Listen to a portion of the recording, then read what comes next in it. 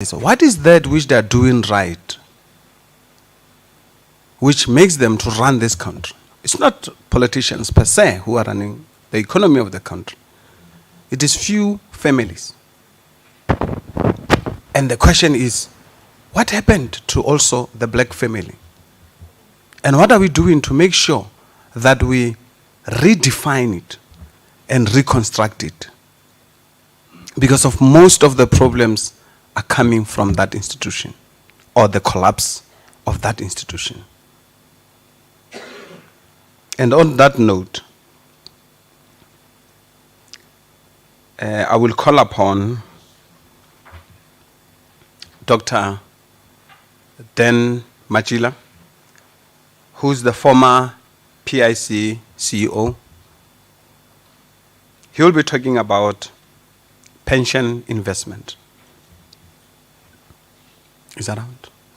Is around? That much? Oh, okay. All right. Can we give him a round of applause?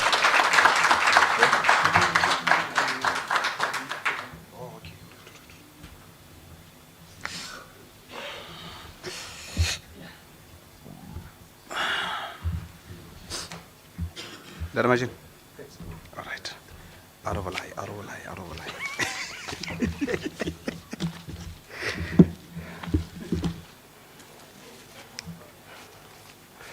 Amanda,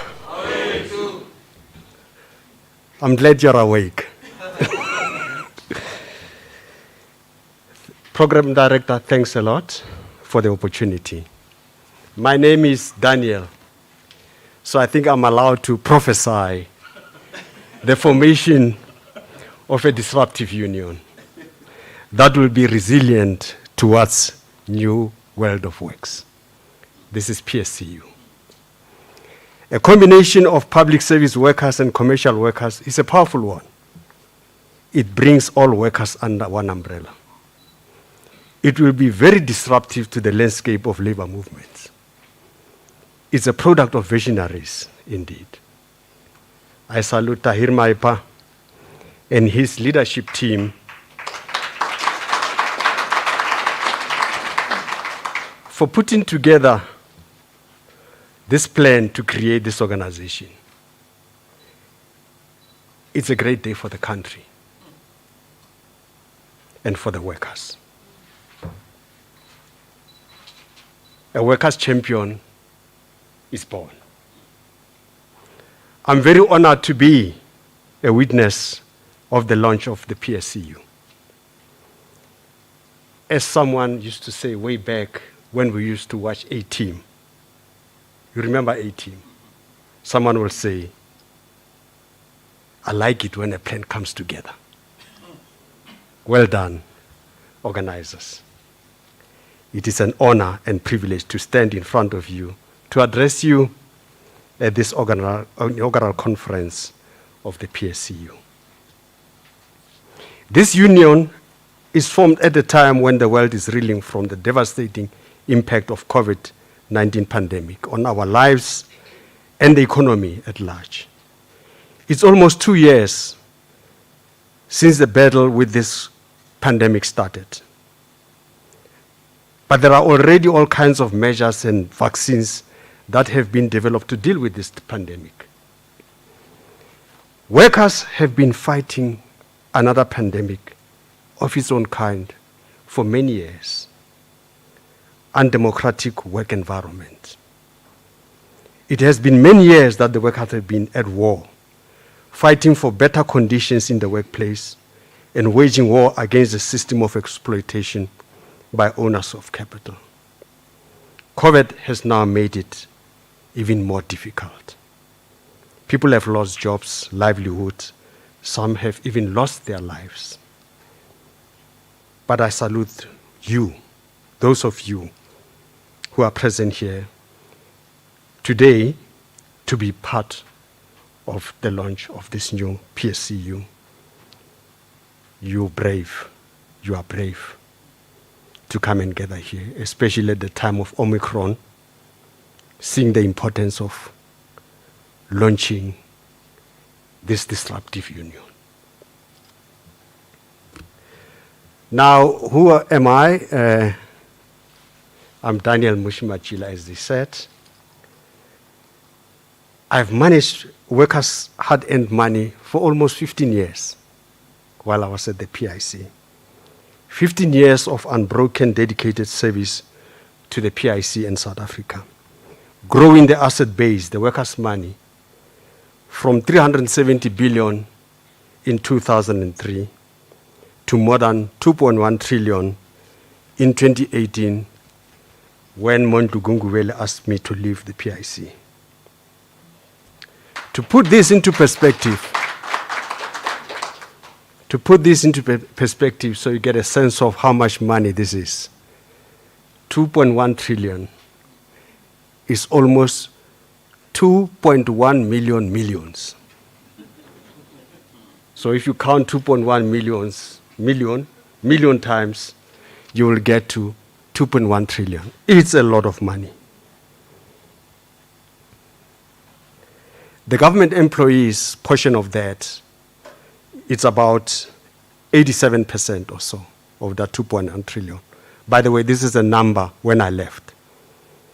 But I know I've left a good platform. It should be growing by now, unless they've messed it up because they were looking for some of the monies that I've chowed.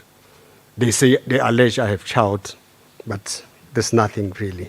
We could account for every cent of workers. UIF and compensation funds money in there, they all together are about more than 200 billion. And other small funds. Now, it's important to understand that this 2.1 trillion is workers' money, it's not government's money, it's your money. The GPF is built from contributions of 1.2 million public servants, public service workers, of which you are part of. It's not government's money. Government as an employer is obliged by law to contribute to this fund through taxes, by the way. Now the citizens pay for the good service that the public workers offers or provide us through taxes, and a portion of this invoice from workers is used to fund the contributions of the governments to government employees' pension fund. So this is your money. And the return on investment of these taxes has been huge, quite significant. Now, workers, public workers, contribute significantly to the economy. And this contribution has been sustained throughout the years. This contribution is either ignored by society or just taken for granted. But it is huge. Employment in public service is looked upon as a favor rather than a service to the citizens. It's like workers in the public space are just there to chow citizens' taxes. You are seen as a liability as opposed to an asset to the economy. Let's take teachers, for example. Teachers are a bedrock of the economy. They produce skilled workers required for the economy, to drive the economy. They produce doctors, nurses, police, entrepreneurs. Probably all of us who are sitting here are products of teachers. They produce business leaders, entrepreneurs, you name it. Those who escape are not their products, of course. They do all kinds of other things because they haven't gone through the teachers, you know. And so, teachers also produce teachers. It's almost like virus, you know. They mutate. Maybe we should call teachers alpha and omega of the economy.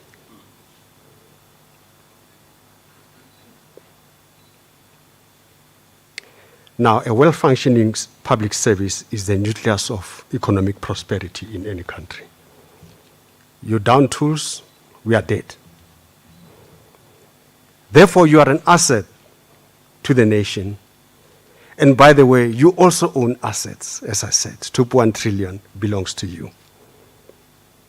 Significant in size, by the way, in the overall economy.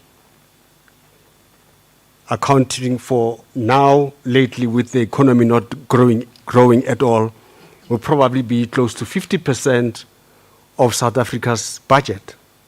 That's the size of assets that you own, you know.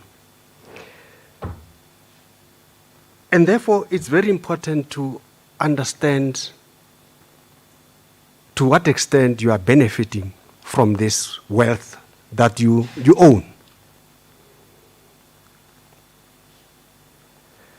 Now, where is this money invested? So you can understand where your assets are. Now, about 80%, if you look at the financial report of the PIC or even the GPF, you will see that almost 80% of this 2.1 trillion is invested in JSE-related investments. And I'm including listed equities as well as listed bonds and other products that sit in that listed space on the JSE. So 50% of that is equities, and 30% of that 80% is about fixed income. And there's more than 5% of your money sitting in cash and money markets with the banks and other financial institutions.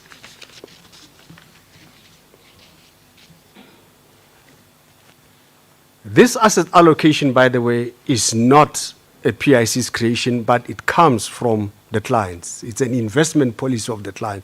The PIC is just an implementer. It has limited discretion in terms of how they move the overall structure of the portfolio. Only selection of certain assets is within their purview. And so you need to influence policy, investment policy, at the level of the fund.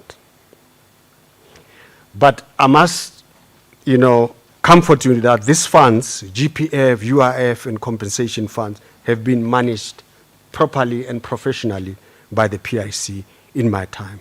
The PIC has delivered exceptional services to these funds, unlike many state-owned companies that advocacy spoke about, that have actually taken a lot of taxpayers' money down the drain because of poor governance.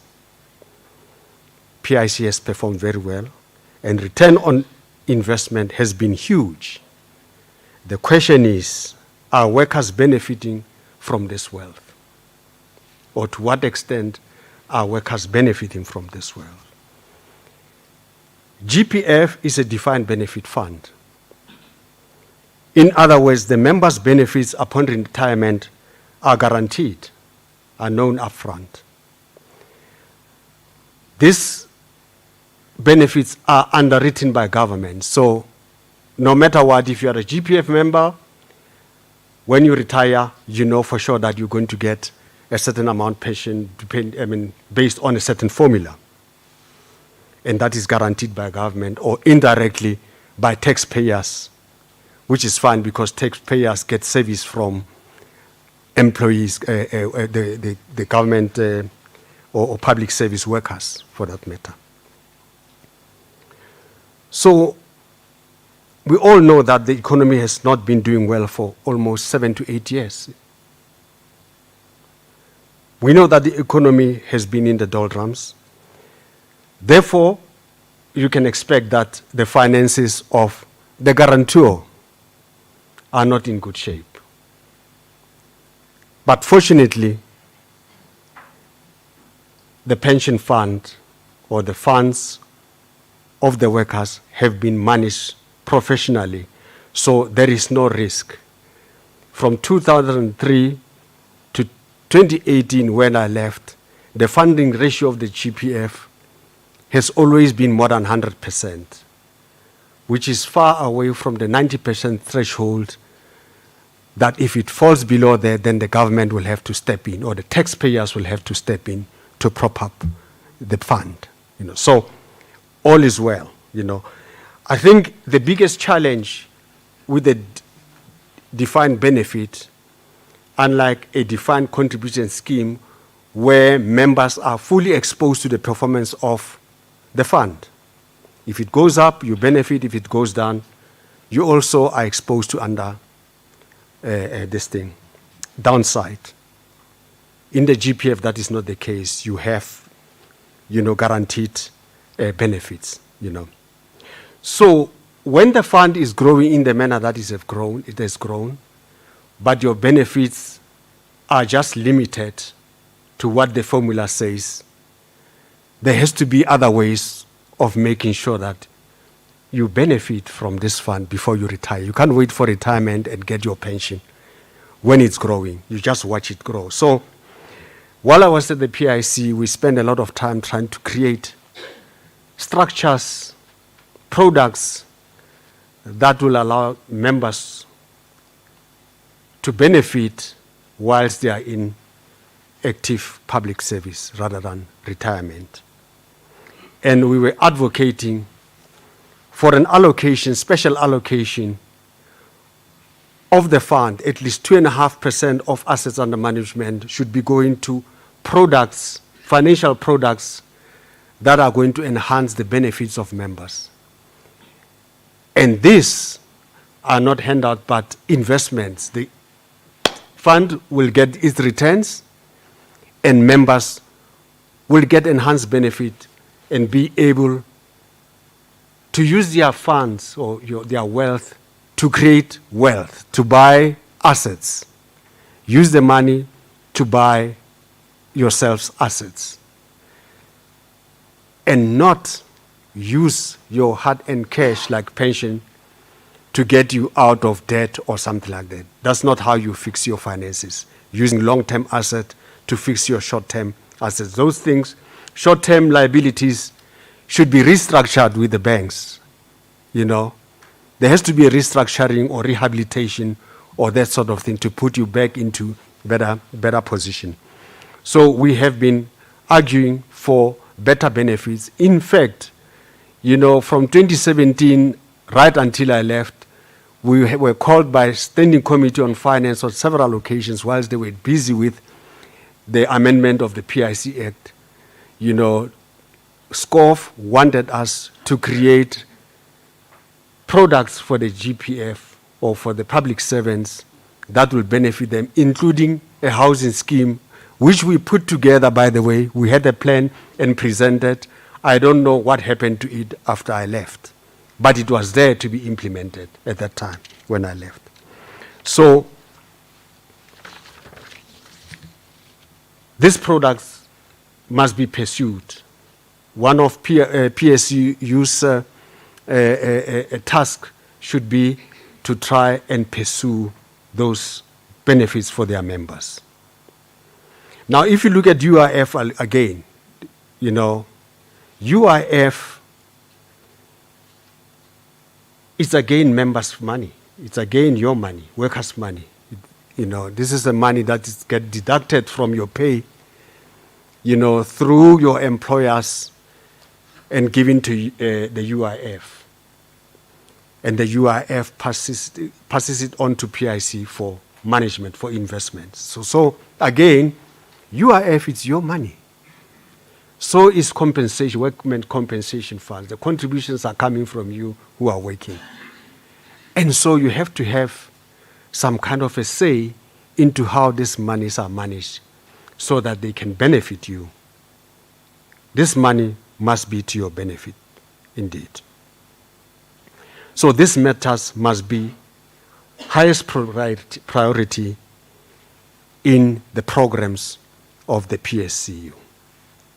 PSCU must differentiate itself from other unions by championing the cause of workers diligently with the zeal and zest appropriate for these tasks. You must pursue product of members to enhance benefits.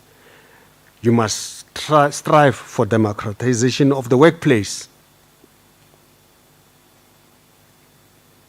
This is a better form of empowerment where you say workers must also own a piece of the company. They must also participate in the profits that the company is generating. You must strive for economic inclusion and financial inclusion. The portion of the 2 trillion, as I said, should be accessible to the workers. You know, as I said, almost 5% or so of these assets under management is sitting with banks in the form of deposit and near cash and so on. But you can't go to the bank and access that money to improve your house or buy a car. You know, you'll have to go through a number of hurdles. But it's your money that is sitting there, generating returns for the banks. But you are not allowed to access it. So PSCU, you've got quite a task in your hands to go and unlock this for your members. Now, if you look at the GPF, you know, where is this money invested? As I said, in the JSC. Almost 50% of 2 trillion sitting in the JSC, right? That's about 1 point whatever trillion. Where is that money invested? If you look through the JSC, you will realize that more than 50% of the top companies are not actually South African. You have your Naspers, Prosus, AB InBev, BT, Richmond, you name them. Those are the big companies. And the Steinhoff that collapsed as well went to Germany to list offshore, you know, before they were caught there with their shenanigans. Our guys were just not looking hard enough. That's why we lost so much money, you know. So the pensions, and by the way, this applied to all pension funds in the country. The total investment and retirement assets are close to 10 trillion. If you add them up, close to 10 trillion. Now, if you do the calculation, a typical pension fund will have 50% in equities, JSC, 30% in bonds, just like the GPF and others. So 50% of 10 trillion, right, is sitting in the JSC. And that money is invested in these companies that are not South African. So large pools of cash are not finding its way into the economy. They are trapped somewhere. They are growing, that's fine, but the economy is not growing. Hence you see this dislocation between the growth in assets of pension funds versus the economy, the growth in the economy. There's a huge dislocation because most of the monies are not finding its way into the economy. So there has to be an intervention, a conscious intervention here. Reg 28, by the way, is not helping that the government. I mean, it's okay, it diversifies, you know, according to regulation, that you must put so much in these assets and so on and so on. But the problem with Reg 28 is that it's biased towards large companies. It pushes pension funds or investors to allocate more in big companies than in small companies. In big companies, you can even go up to 25% of the company, which lump sums of money. Now, we know when a big company falls apart, it falls apart spectacularly, like we saw with Steinhoff. You lose lots of money. You know, we've tried to encourage government to change a little bit and try to allocate more to small and medium-sized companies in terms of the size, how much exposure you can take. You know, every Tom, Dick, and Harry will tell you that, but the small and medium enterprises are the engine of the economy and so on and so forth. But Reg 28 doesn't allow you to put more money to drive this economy.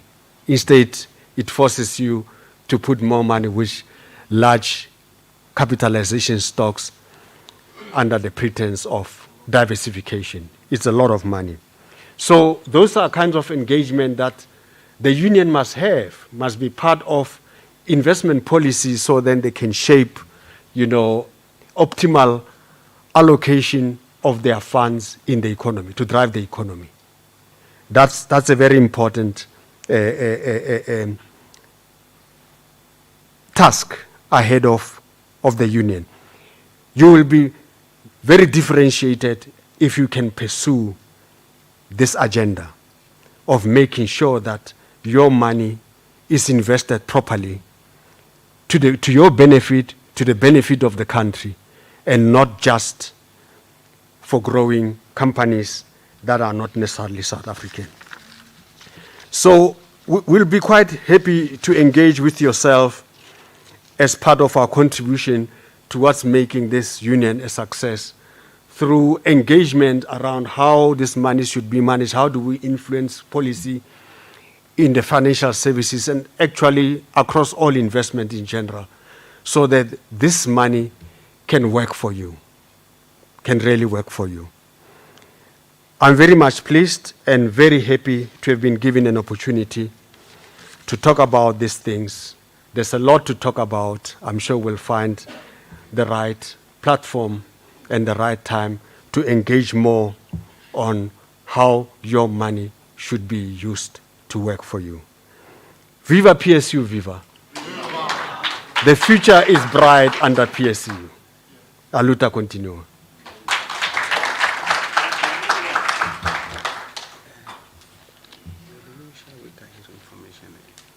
Yes, we can move on there. Comrades, I will use a pedestrian language, but before I use it, can we give a round of applause again?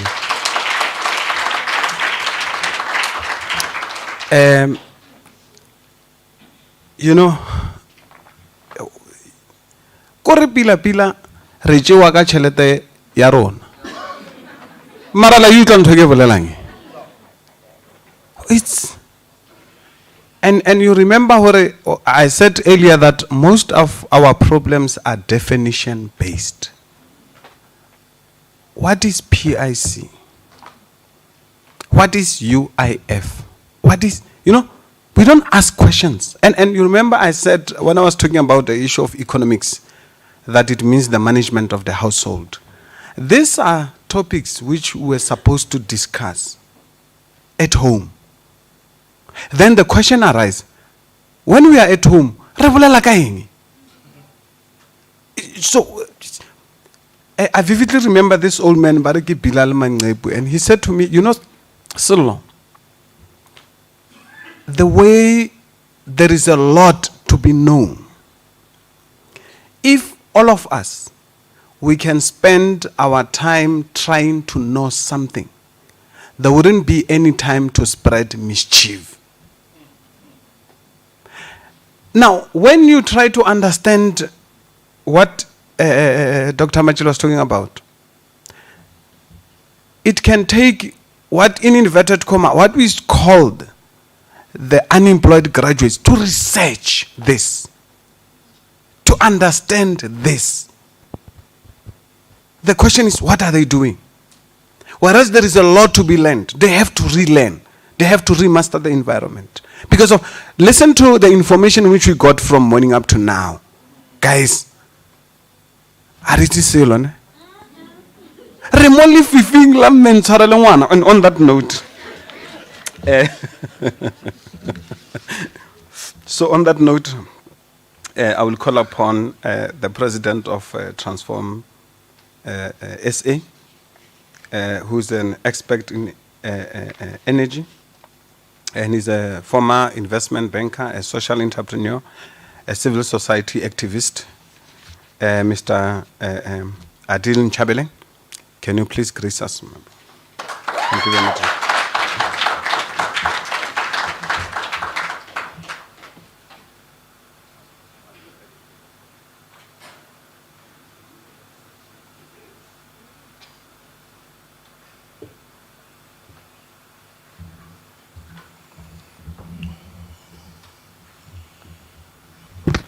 Good evening. Just checking the room.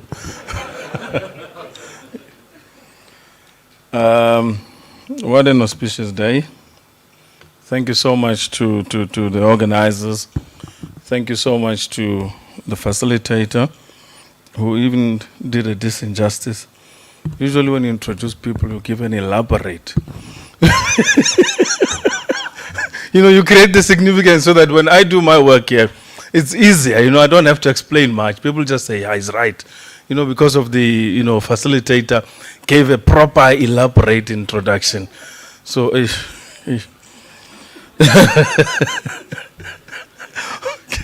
I have a very interesting task. As you know me, I'm a social activist, civil activist, political activist. But today, I see there's a trend in South Africa. They're all narrowing me to energy only. I can't speak about much these days, so I'm accepting the responsibility of taking the head of championing the energy space and being a really mouthpiece in South Africa in all relations. My name is Adil Nchabeleng. Some call me Crown Prince. Like the professor said, they said if I say Crown Prince, it makes it significant. So I agree. Somehow people take me serious when they hear that, by the way, he comes from a kingdom and he happens to be a Crown Prince. I somehow get treated differently. I can tell you that for sure. So today is a beautiful day. It's an auspicious day. And I would like to thank the organizers again, the delegates, the leaders on every platform, because the faces I see here, most I recognize. And I know your leaders in all your various industry sectors, in your various portfolios, in work, in government, as well as in the private sector. And for me to present on this platform and actually on the inaugural launch of a union, it's quite a big honor. We've been fighting alongside with unions in the past in many, many battles, but unions never see it significant to call us on special occasions to be part of the processes of actually, ushering in new change. I'm talking about energy, which is crisis in energy, particularly in South Africa, but I'm going to give you quite an overview of what the world is made up of. And in an energy sense, everything that we do today, next slide, everything that we do in this modern world is actually informed by a global consent.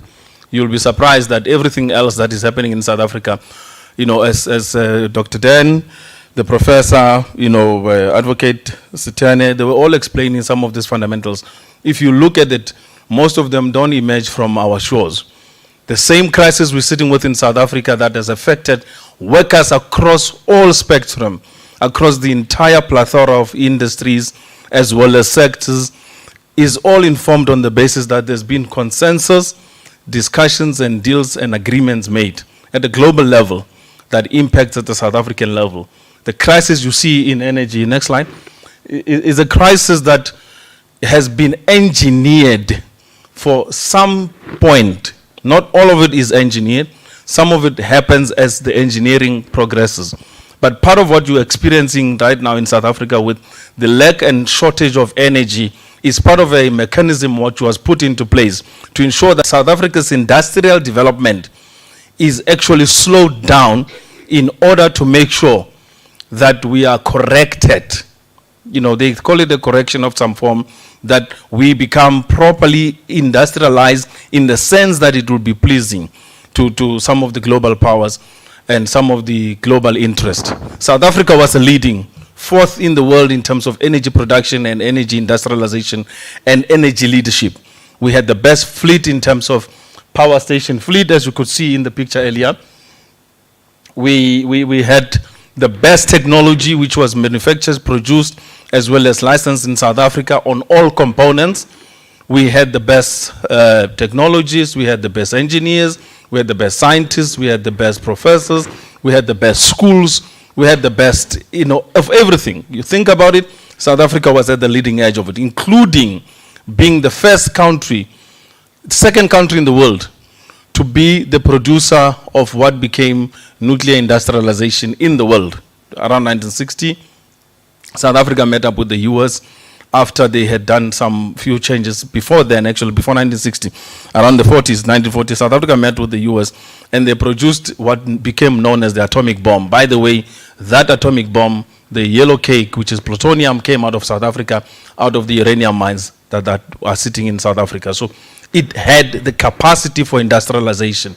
So we were part of the industrialized nation, and at the realm of it, when the transition happened from, the next slide, when the transition happened away from the apartheid nationalist government to the black government, suddenly everything started falling apart. In that falling apart, there was a strategic path to making sure that the infrastructure which was already established at the time, that made sure that South Africa was the leading producer of energy, became quietly dismantled. One, South Africa went into an phase whereby there was no more production of energy, and that affected us and made sure that we don't have enough energy. So coming back to the global scene, in 2017, there was a study which was conducted that looked at the whole workers' environment around the world. They said that workers belonging to the upper decile of the global labor income distribution earned an average of 7,400 per month. An average, right? That's workers globally. Whereas workers in the bottom of the decile earned about $22 per month, and it was actually measured in terms of purchasing parity terms. Why I'm saying this is workers across the world are all affected, and usually they're all affected on the production of its economy's production of energy.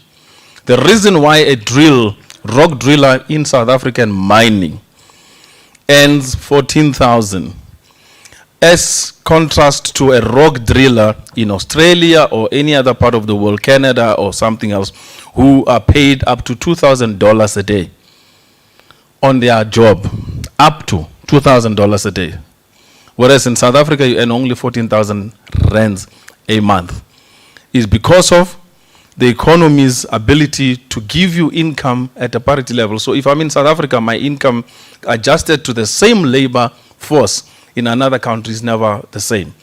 And here in this case, we have a situation whereby we live in a country that produces the least electricity, which means the cost to the economy is going to be high because of our electricity is at a declining level, as in respect to when the electricity was at its highest level.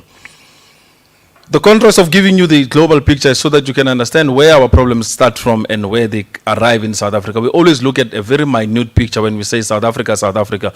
In context to anything, we are nobodies on any level.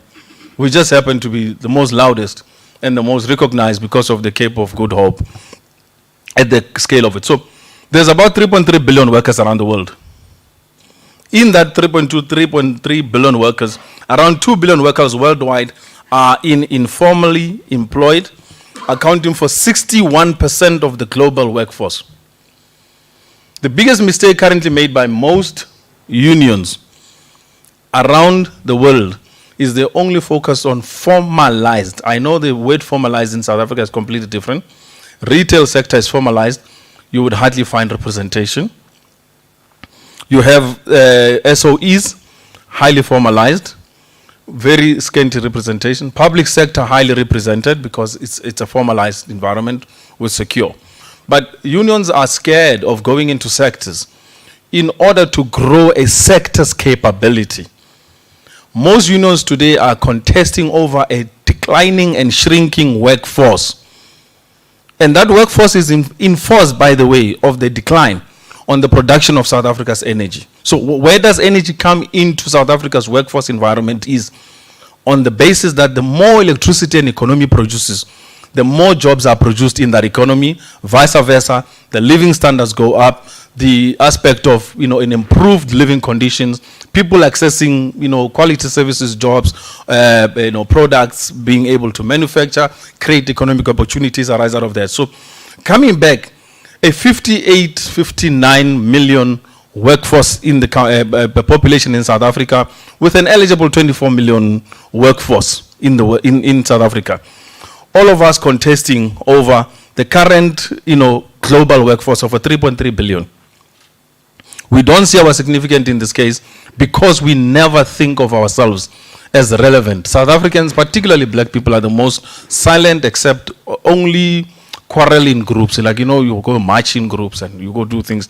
But personally, we never take things and say, at a collective level, let's build ourselves. So seeing the birth today of PSCU, which I know is going to be a loud mouth, you know, it's going to be a very active, loud organization in the, you know, union space. And hopefully it will not be bought. If you're bought, please take lots of money, billions in this case, because, you know, at some point they are going to attempt to capture you. So do take a lot of money if you get to do that. So looking at that, with over 630 million workers worldwide who still live in an extreme or moderate poverty, the job of unions should ask themselves, why would you have workers globally, in South Africa as well? There's only about 4 million secured jobs that enjoy a lot of protection, which is the state and parastatals, right? The private sector's workforce environment is the most abused, most neglected, highly underpaid, with even really at almost zero working conditions respected, right?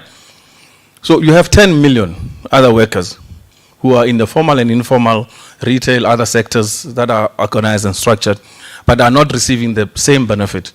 Go to Spar, largest chain in South Africa. ShopRite, largest chain in South Africa. Anything you can imagine of that is in the private sector, commanding a large workforce. Look at the representations of those sectors in terms of union representation, and you will start understanding the dynamics of South Africa's environment and workforce. The mining industry, similarly, highly contested because it's got guaranteed members' contribution revenue, and you have a lot of unions in that space contesting and doing all sorts of things to themselves. So I'm saying to you, in contrast to what is happening around the world, if we want to be a significant society, the role of unions must be highly, highly significant from a South African point of view and South African perspective. Union history in South Africa emerged around 1880, and throughout those years leading up to today, there's been an active, workers environment and organization, and it came out of that whole, Kimberley process when the mining industry started. The aspect of, again, I'm coming to energy because when I'm saying the stats, you'll see where it leads to the energy level, right? Women and young people face additional obstacles to their participation in the labor market. And age constitutes another feature of labor market, inequality. In South Africa, the most unrepresented age in the labor force is the youth and women market. We have the highest unemployment in South Africa, which is women, and mainly the youth. 15 up to the age of 35. I don't know why we use 15 because, it's not really eligible work age.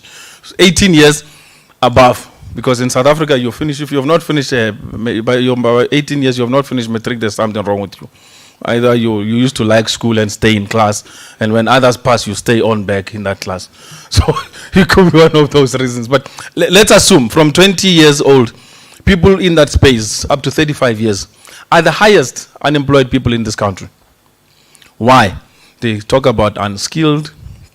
They don't have access to quality education, access to everything. Everything is a problem. And I don't see unions cultivating their future membership in that space and ensuring that they can play a role and a significant role in encouraging government investment programs into that particular level of development and training and capacity building in order to produce the jobs that are needed. Remember, your quality workforce will produce you your quality member that you want at the end of the day. And it's all based on training and development. So the age issue is very critical. The inequality is high. The union members today in South Africa constitute some of the highest, oldest people and as well as the most uneducated in the gap. Public services is the highest in terms of education. The rest of it is all mining, other retail, and other associated sectors. And that trend has to change because everything is going digital. Next one. And the IOL concludes that the labor income share, which has fallen by more than a suggested estimate, their findings consistently give you a scenario in which new forms of work coming into the workspace are eroding the earning power as well as the power of people who are in the self-employment space. South Africa is one of the largest. I know it with myself. When my mother, I come from a family of public servants and public sector workers. We used to have something called LG, local government at the time. I'm telling you my age, by the way. And in that local government, you had people who worked in the workforce in government, and most of them belonged to what they call local government. They used to give them the cars. I came from Limpopo, so they will have LG registration, and if you're a government worker, they had housing schemes where they could, but then there was a housing scheme then.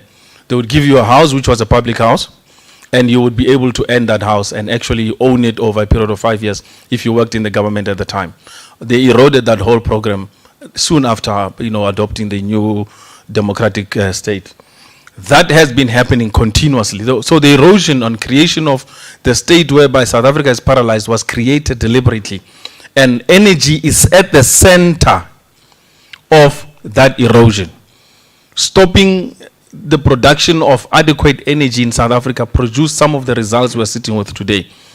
There was a commission called the De Villiers Commission in 1986 that said government must stop all infrastructure-based projects, which means they must reduce the production of energy GDP-based. There must be no housing, no roads, there must be no public infrastructure, there must be no rail, there must be no production of quality electricity and energy, so that you don't become a developing nation. Instead, you become a actually collapsing third world, from a first world to a third world economy. And that was done in the face of unions who were there, who understand and who understood, who just never wanted to hear the truth. And they never worked to ensure that they could actually ensure, the next slide please, they could ensure that we actually take our transition post-94 to becoming a greater country rather than what we are in today in this particular crisis. The World Bank has painted its own picture, and now the inequality post-COVID has even worsened. As you can see some of the stats and information.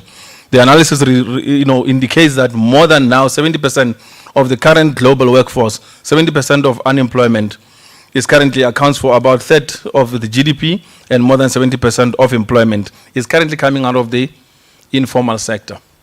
What are unions going to do to start organizing the informal sector? And informal sector doesn't mean these people who are just hawkers. Even hawkers have got unions today, by the way, which are not affiliated to recognized unions.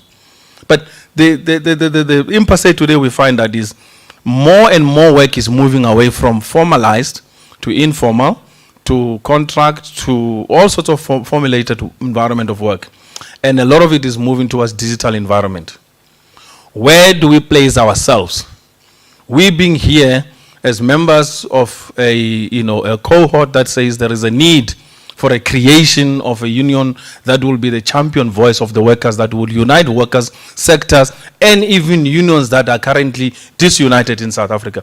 Where does PSCU find itself? We have to ask this question so that the founding board, the founding NEC, the founding EXCO can start working on those problems and finding solutions on how to become the champion voice that we need in South Africa. Next slide. Now, the formation of PSCU and its mission, as our great elder spoke and says, now let's break eggs. Next slide. And in breaking eggs, it means you're going to be unpopular. You're going to have to say things that are not pleasing to the establishment, and at times praise them extremely well, because they have the power to make you or break you. Praise them and at the same time criticize them equally. That's a mark of a good leadership. And in this case, if you go back to that slide, I just wanted to show you. Coming back, energy is the bedrock of our civilization. If we're talking anything and there is no energy input to it, we are wasting our time. I know a lot of people think things just happen. We just arrived here, there was lights. The whole building is beautiful. There were like amazing tiles and everything. But nobody understands the quantity of energy that it went into to building about the economy we're enjoying today. So the topic, as I said, that it confines itself to the crisis of energy in South Africa, because this crisis has created the inequality we have in the country, which has resulted in unemployment, inequality, as well as joblessness, which is so-called the triple challenges of our economy. And looking at that whole challenges, you start seeing that the current world's crisis is the concern that the world now demands, the world demand that is now currently being placed. The energy crisis is the concern that the world's demand on the limited natural resources that are used to power industrial society are diminishing as the demand rises. The energy crisis is a significant bottleneck in the supply of energy resources to any economy. And the crisis in energy in South Africa is met by many other challenges. When we go back to that main statement, just go back to the thing. When you go back to that main statement that speaks about the energy crisis is significant bottleneck in the supply of energy resources to an economy. Unless we start in talking the element of supply of energy security, the aspect of ensuring that we have an energy supply that is consistent, that is guaranteed, that is cheap, that is low cost, that will be able to bring out the current struggling and suffering, the unemployment, the high levels of joblessness in South Africa, the high levels of crime. Energy production, building of power stations, building of power infrastructure, building of power-based economy, building of infrastructure that is going to support the development of this country becomes a priority. So one of the things I would request really in terms of when I say let's break eggs now within PSCU is have a very dedicated desk that deals specifically with energy-related matters. We are fundis in this space, and some of us by default, and we are able to help you with research, insights, and information. And you as a union, you can formulate your own position on these issues. COVID has exacerbated that problem today. The crisis of COVID is going to make it worse than what it was before. Before we could still go and look for a job. Today you can't. They don't want to see you. You must be able to have technology. You must be able to be connected. You must be able to Zoom in and out of anything. You must be able to can call an Uber to eat. Today you must have capacity to have an app that must be able to deliver your food. In between all of that, there is a huge chunk of energy used to make all of that possible. And we never see the role of energy in an economy. And worst of all, we never see the role of workers in an economy using energy for their successful living. So my plea is if unions are disappointed with the likes of COSATU, FEDUSA has tried in the public sector and others, the likes of SAFTU, they have tried in their own strides, but because there is no understanding, if you can, please go and recruit a lot of academics who understands this element of energy very importantly so, because you cannot do anything unless you have abundant energy. The Chinese have proved it in their own economy. Next slide.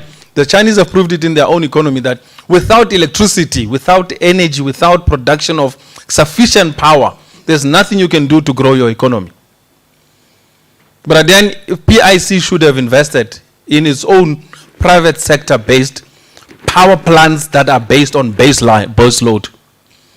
Base load energy, which means coal, gas, nuclear.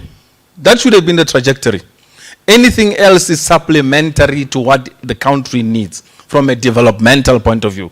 So I hope we could assist in that space to make people understand. There is a space for IPPs to play in the economy, and if IPPs were to be significant, they have to be based on base load IPP technology. Even if you bring in renewables, they must be able to contribute to base load contribution, which means they must be able to be transmissible, and they must be able to be carried through and transported through to the current client and users that are required in the economy. It's nice to talk about transition everywhere, but when people define transition, they talk about all other than what is required. In a developing economy like we are in, as African leaders, we need to take ourselves seriously. South Africans, load shedding crisis is based on the basis that we have leaders that have totally abandoned the course of our developmental trajectory. Unions are part of that leadership. Unions in South Africa have completely refused since the last 2 years to to engage in any debate except a few unions whose jobs are at the line and they are losing members, to engage in a constructive dialogue that says government's responsibility is to be the provider of primary energy, base load. They are now talking in wishy-washy terms that no, we accept the just transition.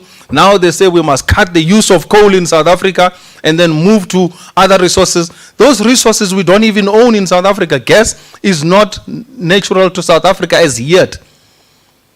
Coal is natural and produces gas. At the same time produces lubricants and produces crude. Afrikaners used that whole technology in the 20, 30, 40 years ago. They were champions of that particular industrialization. We coming in our age, most of us didn't know much. We adopted this whole thing, didn't know what to do. We didn't look for expert interest and advice. And unions are the ones today pushing the losses of jobs in all sectors. Take, for instance, the closure of coal mines, the closure of coal plants in the regions like Mpumalanga, KwaZulu-Natal, Northern Province, as well as the Northern Cape. Tell me what's going to happen to this economy. Just tell me that. What is going to happen to this economy? Johannesburg as a hub, Gauteng as a hub, only survives on two things: financial sector, logistics and retail. Because of what? It's a mega city. And nothing else can be done because everyone else who wants a comfortable life and to run a corporation, they want to be in Johannesburg. And they want to be positioned here. So we're sitting with a crisis, and this is the biggest crisis of our time.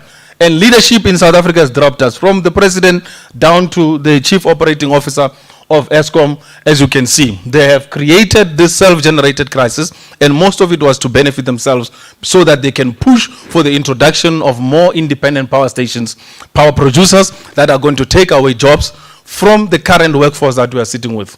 There's been a massive decline in terms of production of electricity, and when there's a decline, workers are going to be affected.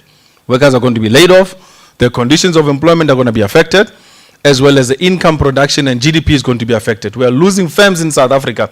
My count, in various aspects of it is, we have lost almost 200 mega industry producers, from steel right down to production of tires. We've lost them. Those big industries are gone, which means workers have been laid off. People are sitting at home with skills, or they had to be retrained and reskilled. That's the situation we're sitting with. This big industrial giant that we had built is currently collapsing. Next slide.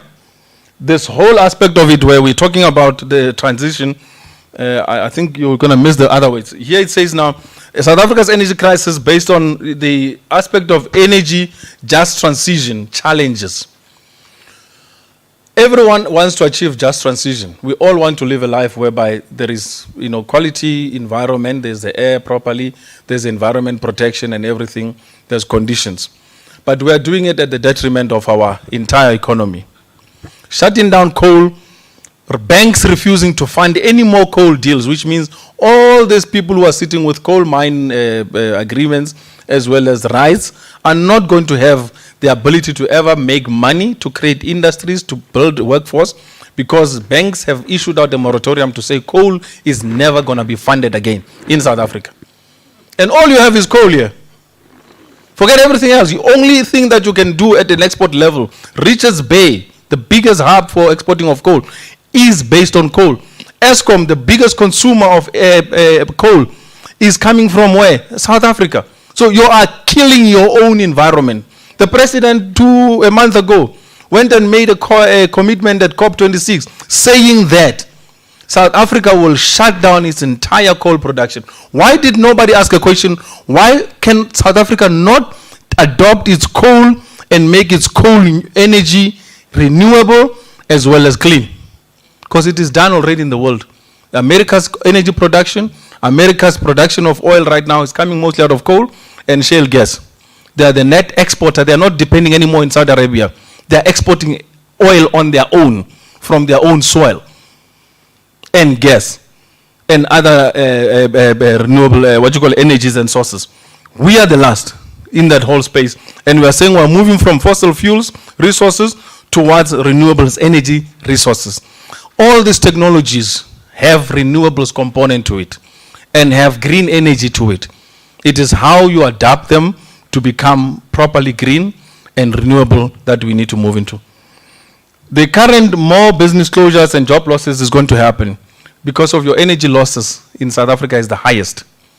When we're talking about Eskom load shedding, blackouts, townships being completely switched off, which means workers are not able to earn the income and the GDP is not going to grow, vice versa, you're looking at where we are sitting with, which is now the major losses. Next slide. The biggest problem in right now facing the collapse of railways in South Africa is mainly the electricity challenges. They've been cutting power lines, they've been doing a whole lot of things, removing, grading and everything. It's all based on a crisis of energy, and management at the same time, and the other issues of inherent in previous issues. The world's emission, next one. This is what is called the world's CO2 emissions. I just want to show you one element where South Africa contributes. South Africa is on the bottom of this chart. Those are the top emitters, people who are producing the highest emission in the world. And most of them are not even interested in changing that emission ratio. They are busy powering their economy when South Africa is shutting down its economy in terms of powering. So, without even going too much into the other details, you can just maybe scroll through the other slides quickly to just show them. The future of labor in South Africa is going to be robotics. It's already happening in the mining sector and other industries. In ICT and technology, as you know, it's all robotics, apps-based and everything. Where do we find ourselves as workers? Where do we find ourselves as union leaders, speaking to the executives, to say, how do you shape the future of this country as union and labor representatives in understanding the new trajectory, transition of what is currently happening? You need to fight for your current natural resources that you have and fight for them to be made into a policy currently which we have and be respected and implemented. Energy is the bedrock of everything we're doing. The suits you're wearing, whatever your lifestyle you're enjoying, go back to it. You'll see that in its aspect, there is energy in it. And, the lifestyle that you hear, people in Cape Town, they say we're going to shut down nuclear, and then with it, we're going to put other technology. They are lying to you. The minute you shut down that nuclear plant, the entire industrialization of Cape Town is gone. That plant is employing over 1,600 people at the current stage. Just one little plant. So the importance of energy cannot be overestimated. And my role, as I said to you, I've been put in this place, unfortunately, to know more about energy. And I'm leading it now passionately because it's something that I know if we do right as Africans, we can make massive, significant changes. And we need union and labor representatives and voice in the space to ensure that we change the landscape of South Africa's economy. And in those short ways, I just want to say thank you so much for the opportunity.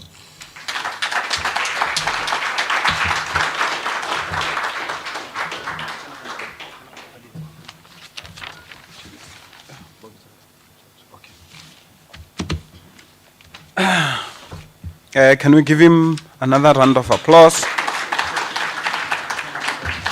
Okay. Prof. And as I think we're going to move fast. We have few items which we must conclude. Thanks, Adil. One of the things which came as Adil was talking is the word functionally literate. Functionally literate. A functional literate is a person who went to school for a particular role. Like a typical example is a careerist. When the career is shattered, that person can't function cognitively. So now, we look at our education system, it is characterized, or we are called the functionally literate, because of we can't create. The moment that thing of saying we have to find employment, if it is not there, we can't create. Therefore, hence, they call us functionally literate. So the question arises, how do we shift from being functionally literate to be creatively literate. And on that note, I will call upon Prof. Amina Ngubani, who's going to speak on issues pertaining to gender-based violence. But also, as she's approaching, can we give her a round of applause? The other day, I was just thinking about the issues of gender-based violence. And one of the things which came to me was, how many of us think about a boy who were raised in that environment in which he's observing his father abusing his mother? And what are we doing about that? Because of the issue of gender-based violence is broader than one gender. Because of that, boy is also affected. And on that note, I will call upon Prof. Kilas for 15 minutes.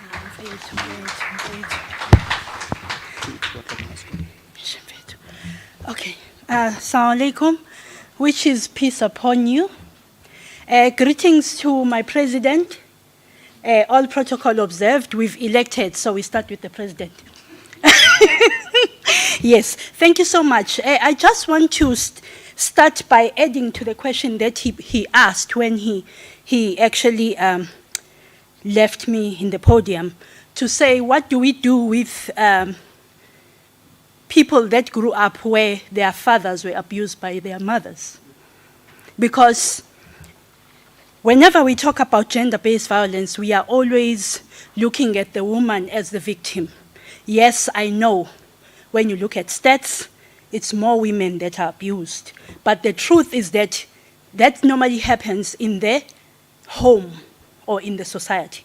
Now here, allow me to just zoom into the workplace, because we are here, we are launching the PSCU, and it's about the workplace, not about the home. So I invite you to come and just change your mind from thinking about gender-based violence in terms of what is happening at home, and think about what happens in the work environment. I like when our program director just keeps on talking about the importance of definitions. Gender-based violence is a very tricky situation because other people view it in certain ways. And I will just want to zoom into this definition that was given by United Nations AIDS. And they say it's violence against a woman. Again, I highlight woman. You know that is not the truth.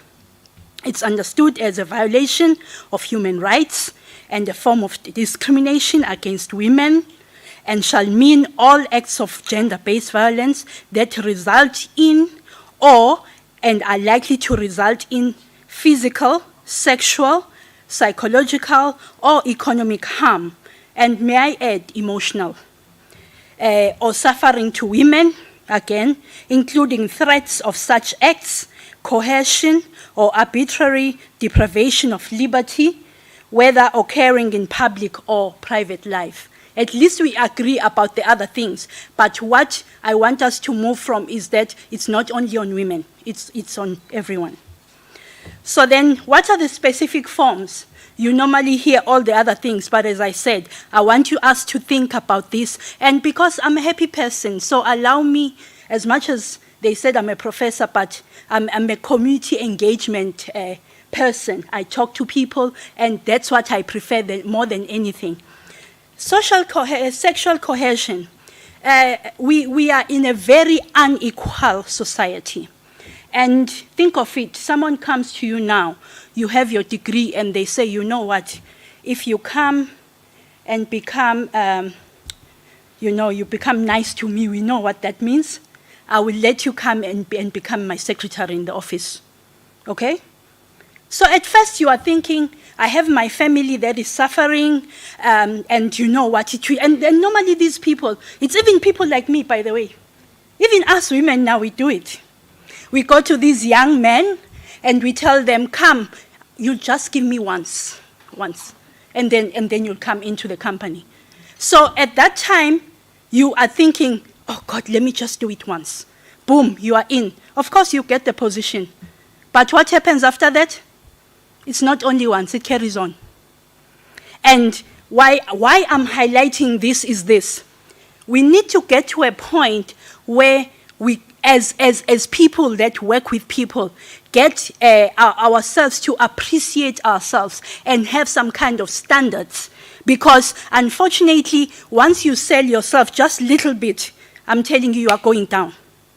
Now, how then do we go back as a union and say, no matter how much you want to be promoted, make sure it doesn't happen through panty dropping or anything else. You have to make sure that you get promoted or you get employed or you get deployed through merit. So this talks to both men and women vulnerability. Because when societies are unequal, we need to make sure, as Steve Biko kept on preaching, we need to teach self-love. When you love yourself, and I always say to communities that we all grew up poor. I mean, I don't even remember how many times we ate meat at home. We always had cabbage and spinach, and there was a garden at home. But the pride that we grew up with, it was such that even if a man came to me and said, come, I'll give you 100 rand, I will immediately say, no, thank you. So that is the kind of, the work that we are doing is not just, Prof mentioned that when you look at SDGs, you cannot achieve one without doing with the other. And I want to say, when we are dealing with people, we are not just dealing with one item. We need to be integrative. So as you are busy trying to make these people to sort of love themselves, and that you need also to make sure as you teach them rights, you are also teaching them responsibilities so that they are not easily abused. Then I go to the issue of course, there's stereotyping. And I know this. When the program director came to me and says, we are running out of time, can you please be fast? I'm smiling at him because I'm thinking, oh, the whole program since morning it's been men only, talking about important things. and nobody talked about time. Now that a woman must start now, hey, please do it fast. No, I'm not hurt because I know that we're doing work. But I'm saying these are small things that happen. That as soon as it's a woman, no matter how much effort you put at work, you need to work 5 times more. And we've seen it in meetings. You'll say something and people just brush you off. And one uncle just raises his hand and rephrases what you said. And everybody is like, and they are recognized for your idea. So this whole thing of gender stereotyping and sort of like, I want to say, belittling, it happens when you are in the workplace. Now the question is PSCU, how do we take the fight against gender-based violence to real things? I know that there is rape, there is harassment, there is that. But at the end of the day, it's a certain, it's a small portion of what happens in the workplace. What really happens in terms of gender-based violence is that people come in with dreams, and their dreams are crushed simply because they wear a scarf.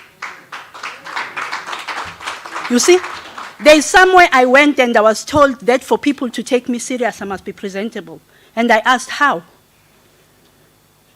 How? I mean, am I not smart?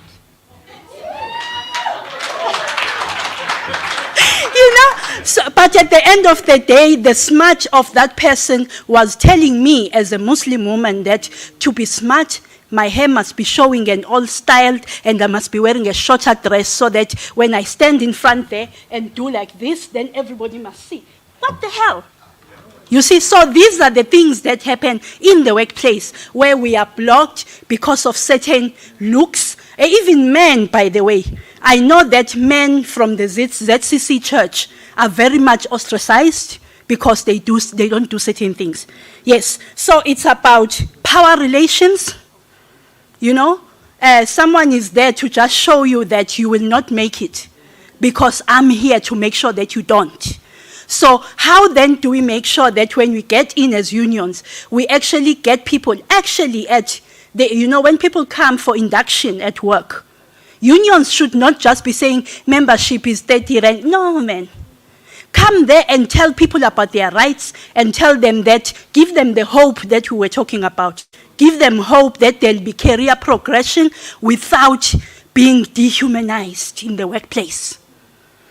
Then I go on to, of course, there's sexual harassment, there's intimidation, but I like the sexual harassment. Just humor me.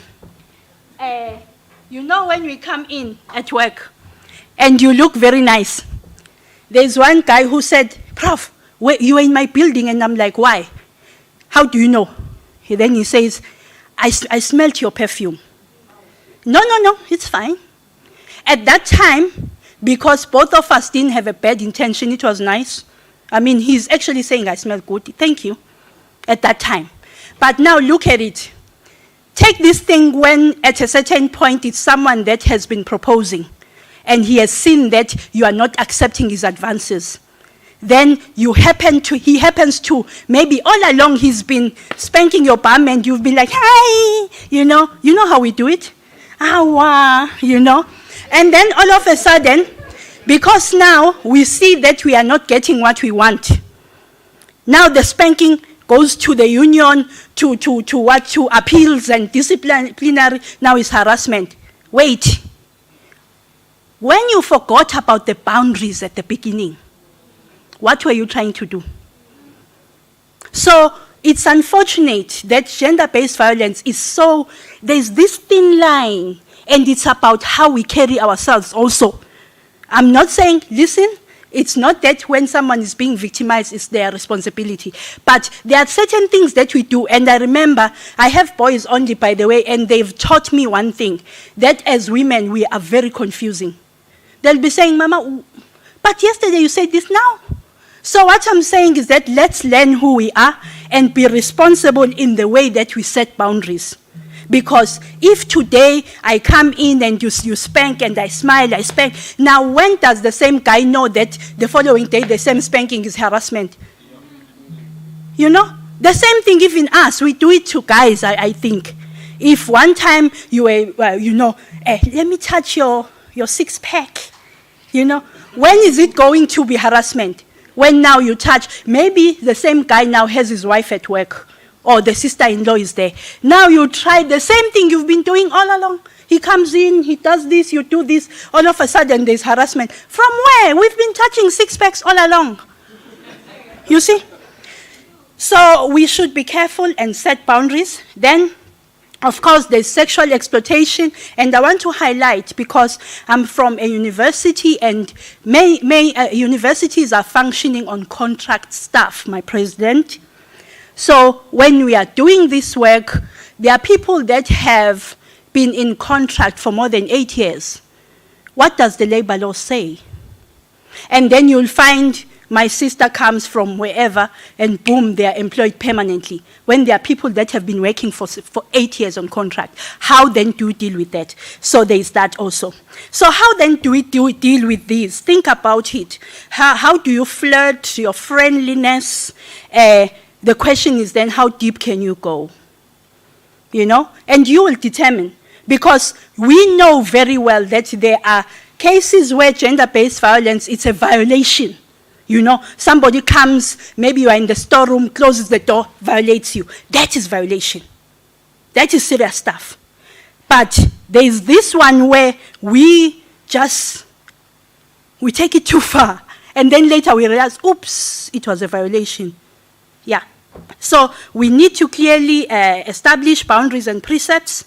And then a major cause for GBV in the workplace, I would suggest that it's ineffective communication. If you are saying no, please just say no with a very stern face. No, I'm not going to do this. And someone must know it's not a joke. Don't try to be nice. If it means that you must stay unpromoted for a while, let it be. Look for avenues. We work with the Women's Forum, and we've told women, if you are not being promoted in that unit, the organization is big. And this talks to reskilling. Become knowledgeable in other fields. Apply and go to another office and leave the office where you are abused. Of course, you can lay your complaint, but in terms of your mental wellness, and making sure that you are not working under a tyrant. Make sure that you reskill yourself. Then again, this is another thing that has been happening, the issue of secret relationships. You fall in love with your boss who's married, whether female or male, and then, of course, when someone is like that, as soon as a new person comes in, they'll want that one also. So the whole relationship turns sour. Then, because you still want and the other one doesn't want, then we are all involved now. The union must come there and fight this gender-based violence. From where? Because you guys you've just dumped each other. I mean, that's it. So, again, there's the whole phenomena of friends with benefits, where people say, no, I'm okay, I just want sex, nothing else. But someone catches feelings. And then all of a sudden, no, he's doing this to me. And in most cases, or she's doing this to me, it's sometimes false accusations because the other one is not happy. So then the whole thing of teaching men a lesson, you know very well. I like it that Advocate Smanga is here. The whole legal system is backlogged with cases of rape, but mostly some of them are wrong. They are false accusations. Why? Because someone wants to teach someone a lesson. So can we as unions go back and teach people the responsibility to say, you know what, whenever you are wrongly accusing someone, you are actually causing an unnecessary backlog in the system. People need to be dealing with serious things. Even within the university, I can't imagine there's a time we're dealing with I'm sure you saw that case, the lady who was standing at Union Building naked from UNISA. Yeah, and when you did more research, you found out that, no, that was just, people were just going out and they didn't, the guy didn't want it anymore. And all of a sudden, as Women's Forum, we were supposed to get involved. And as usual, you go back and you research, and then you find out, no, this is not a case. These people have been nice to each other, now they want to involve us. And as soon as we got in and you said, wait, now what is it that he's not giving you that he was giving you before? Then the person falls apart, 1, 2, 3. So why are you involving us? Just go for psychology, get counseling, and you accept that you've been dumped and you move on. You see, and this is what happens in the workplace. And I'm not belittling people that have been violated. I keep saying this. Then again, the issue that is a factor, is hindering the eradication of gender-based violence in the workplace is the narrow focus on women. All the time we are talking about women being violated, but the truth, as I kept saying, we are also becoming, because we are the ones now with big cars, and we are the ones with more money in the account, So now we can afford also to take boys during lunch to a hotel, Yeah. So it's becoming more and more rampant. So when we are dealing with gender-based violence, let's involve both men and women. And the other, Adil, you said you are the other, eh? Neutral. Yeah, neutral, yes. And involve everyone, because at the end of the day, we cannot eradicate a problem by talking to one person. We all need to be involved, and it must be multi-sector. We get all, kind of people involved so that we can understand that we are all involved and it affects all of us. Then, again, there's a need for grassroots proactive training on GBV. Let's not always react. So-and-so has reported, all of us, with placards. No. Let's first train people on what does it take for it to go this far, how to avoid, how to do that. Then, what is our role then as PSCU? Because as long as you are under this roof, you are PSCU at the moment. And I want us to take this home to say, let's learn to balance between rights and responsibilities. As much as it's your right to do whatever that you think, remember it could be infringing on the other person also. And as much as, like now, I can choose now to say, you know what, when I'm bending in the meeting, I'm going to go like that, or whatever it is. Whatever that happens after that, which could be a violation, remember that you also did something that also, as much as it's your right to bend in whatever way you want, but remember, be responsible. Because at the end of the day, this thing, I keep saying it's a thin line, because it's things that sometimes we can't, they're They are not tangible. We can't sit here and hold it and kill it, you know. Then we need also to teach people to manage their aspirations. Unfortunately, like when you come to my office, when we get young people joining us, I tell them, you know what, listen, I'm this age, and that one is that age. You saw what car they drive, you see what house they have, and what, and they'll tell you that they went for a holiday in Italy, they'll tell you they went to this, they'll tell you that. But remember, take everything in your own pace. You are still buying Pampers, you are still paying school fees. That one is done. Their kids are doctors or accountants, so they have change to go around in the world and travel, you understand? So we need to manage our aspirations, and we need to teach people that we work with to say they must manage their aspirations and, you know, climb on merit. Then again, this one is for us. Let's develop private investigation skills. Simply because for you to know whether a certain instance really happened, you need to collect evidence. So it needs research. So when we are there as PSCU president, let's get people that actually are, you know, they are good with forensics and things like that. At least, you know, when we have serious cases, we can work with that. Then we educate both women on how to protect each other's integrity. Because when we come to a workplace, we are all there to earn for our families. So I need to make sure that you do not get into a position where you lose your job, or you are embarrassed, or you are humiliated, because at the end of the day, we are all there to work for our families.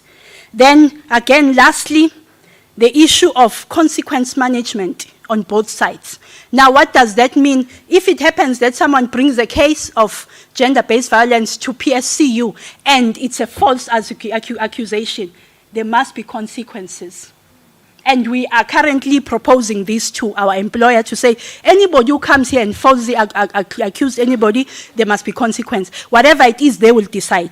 So I want to end by saying that failure to equitably support our vulnerable workers has denied many people their right to quality of life. So I propose that we adopt the pedagogy of hope, where we make sure that wherever we are, we make people feel that there is hope, that they are going to get somewhere in life. You know, then again, we ground all our practices on Ubuntu. We should be people-centered. And then quality support for all employees should be anchored on empathy and authentic goal, you know, pursuance. Then lastly, effective employee support should actually lead to sustainable communities where there is no gender-based violence. I thank you.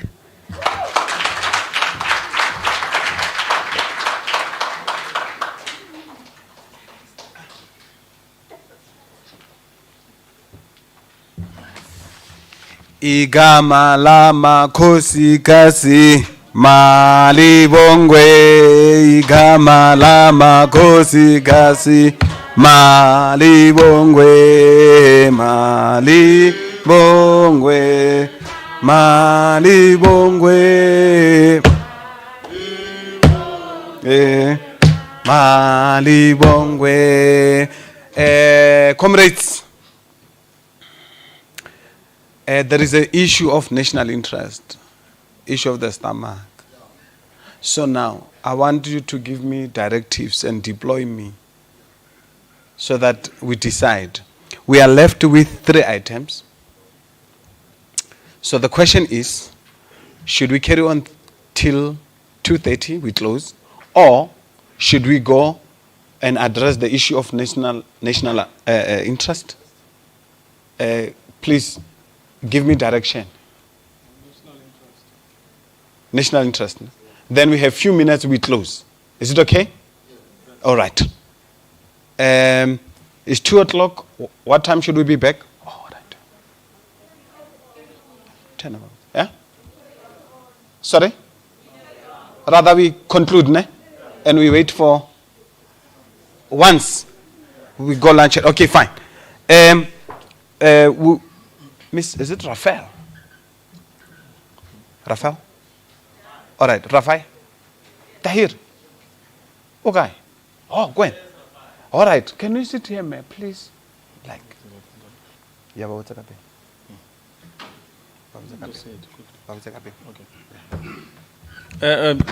Just another point quickly to mention. Can we all please pull out our cell phones? Anyone who has Twitter, Instagram, Facebook, can we all just agree that there is a hashtag called PSCU launch?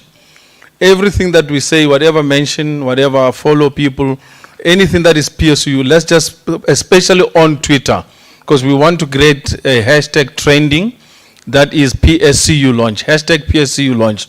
Just share it on your Twitter page or comment on anywhere with PSCU launch. And let's just create a trend hashtag and trend line and make sure this thing trends as fast as possible. And let's share it on all WhatsApp groups. I think they'll send one link of the YouTube or the link for the Twitter. Let's share it all the groups, and then let's get people trending it and everything. Anyone with photos that you have taken and everything, please just share it on social media. Let's popularize it, and hopefully by the end of today, we might have the #1 trending hashtag. You just trend it and make sure that it's repeated on a retweet on social media. Thank you so much.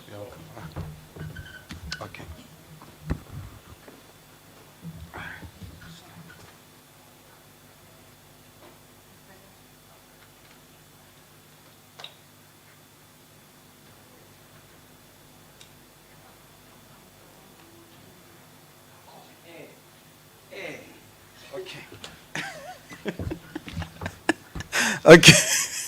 All right. All right. HIV and AIDS, the forgotten struggle. It will be Ms. Raphael. And can we please give her a round of applause?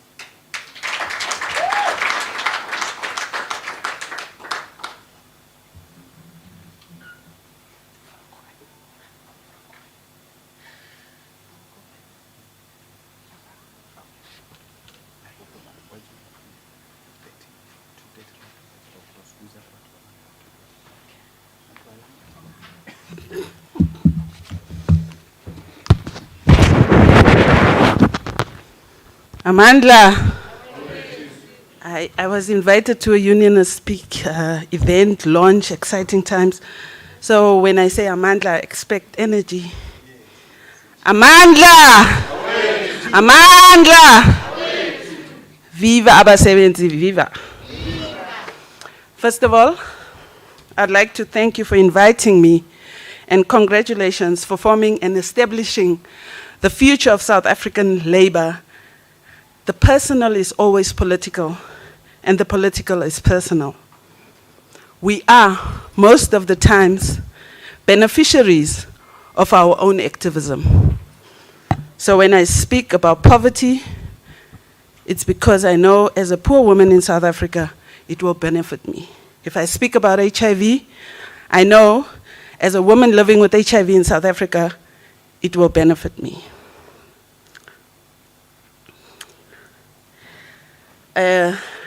PSCU, it is not about the numbers, but about the impact you're going to make in our country. Kilibeti, I'm an activist, I'm a feminist, I'm a woman. So I'm also radical. I'm fearless, and I'm not afraid of anything. I have a chronic injustice, allergy to injustice.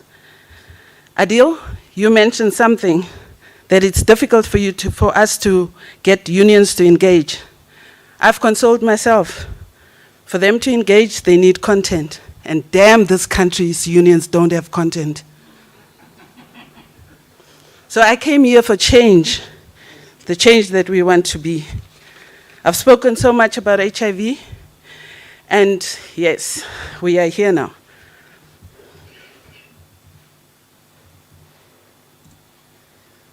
Also, thank you to the previous speaker, Prof. Singayisusana nini na. They've also asked me to be quick.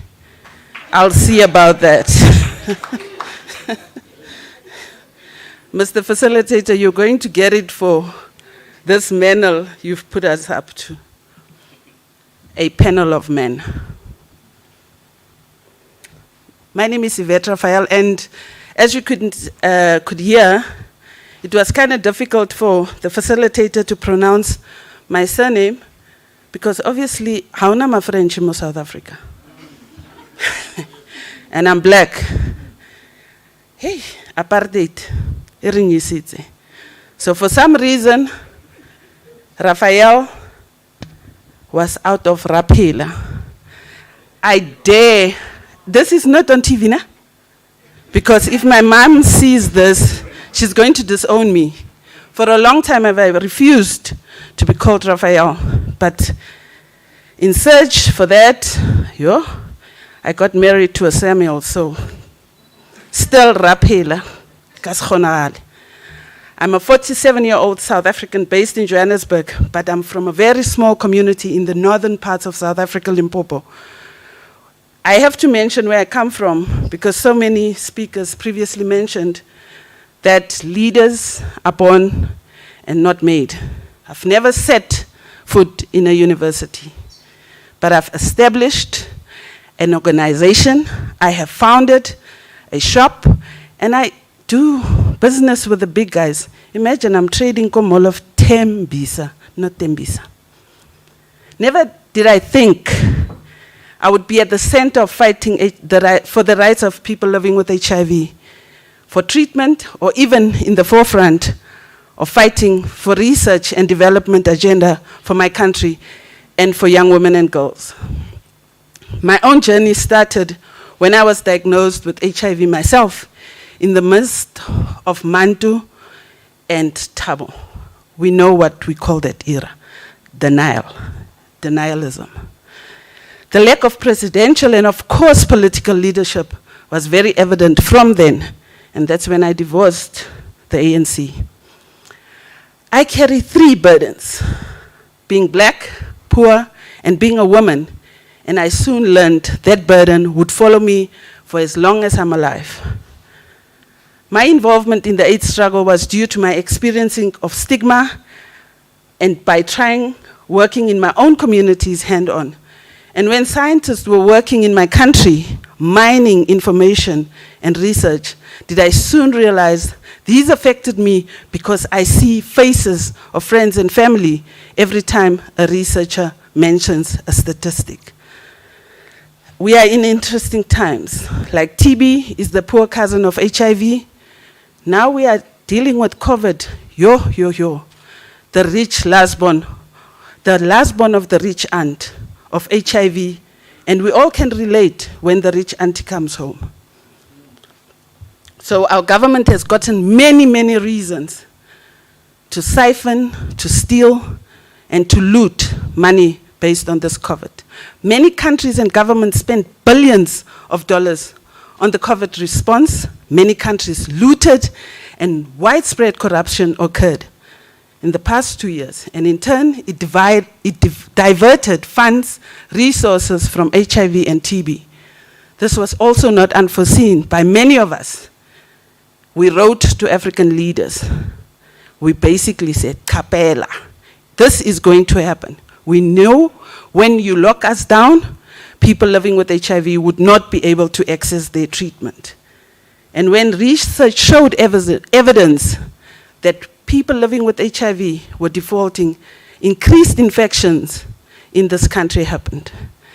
And I have a task to mention, during this period of lockdown, many young people were locked down with their rapist. Many young people did not go to school, access school, and were locked down with an uncle, a father, and a brother. The biggest mistake we did when lockdown occurred, or when Andizi decided to lock us down, you know Andizi, yangit? Cyril Ramaphosa, was not to engage our communities, not to ask communities, and we also allowed, for so many reasons, many activists were scared into their homes. Many of us were scared to go out. Limponia, I sanitized. I'm scared. What we should learn from what happened to HIV is that we must act early, no time to lose. Progress can be made with behavior change. Challenge is sustaining it, and enabling environment is key. There is also no magic bullet. So many people still believe till today that an HIV status or an HIV diagnosis means death.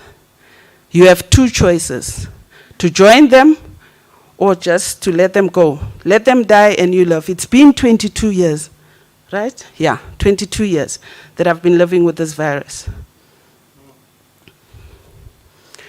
We should continue having local action in communities, and I'm saying this at the launch of the union because it's important that we stay with our communities. Information is key. Human rights must be protected, and we need to plan for the next epidemic now. It's important that we understand and we know the next epidemic is not so far away. There's no way that we can suffer from so many variants, and we believe there's not another epidemic coming. My brief was to talk about my organization, but I thought it would be very unfair for me not to introduce you to some of my background. I founded an organization in 2014 because, like some of the leadership here, I believe if things don't go your way, you make your own way. You create your own path. You only have two choices. You join them, they drag you down, or you drop them and you continue to do the work. We are an organization of only 3 people. That's why I say numbers is not a problem. The impact is.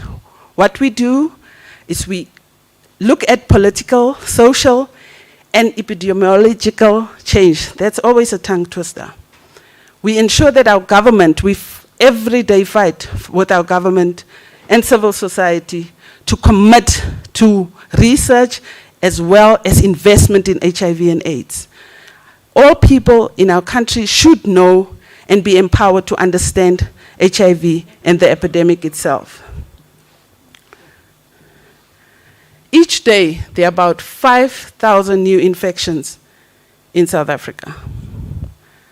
1,644 of those are young people between the ages of 10 and 15. Young girls. We know these young girls are not having sex with their age mates because the picture for men or boys is very different. But it's not all doom and gloom.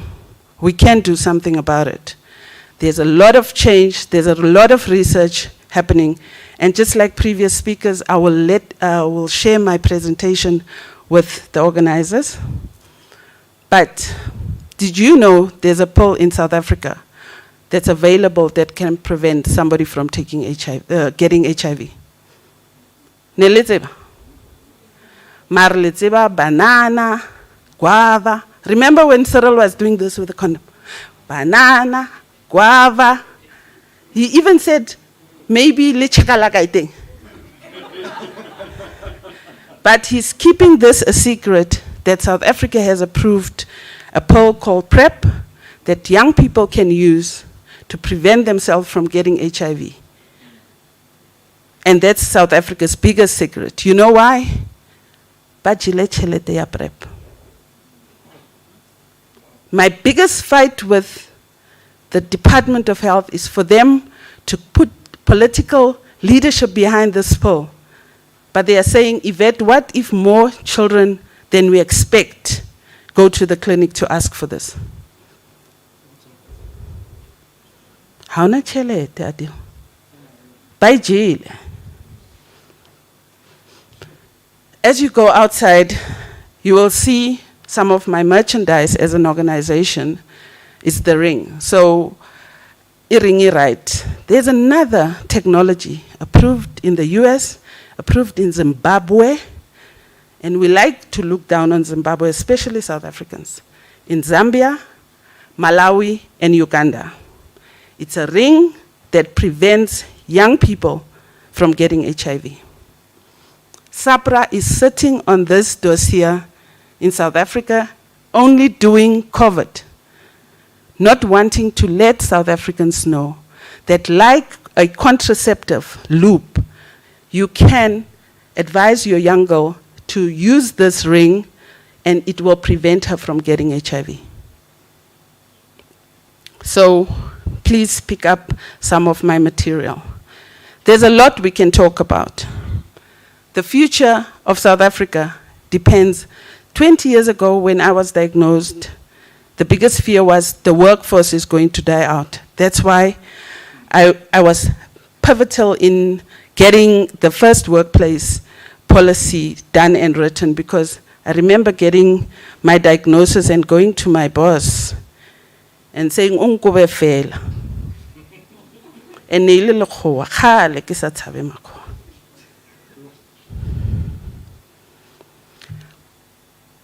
It's important for us to know, for us to make a change, we have to be that change. None of the things that we do is complicated. It's only complicated because we don't talk about it from our own experiences. We all know somebody who's living with HIV, at home or in the workplace, right? But we still stigmatize them. Yo, but valeba HIV, yo. We always talk about other people. We need to internalize and make this a reality and talk about it from our own experiences.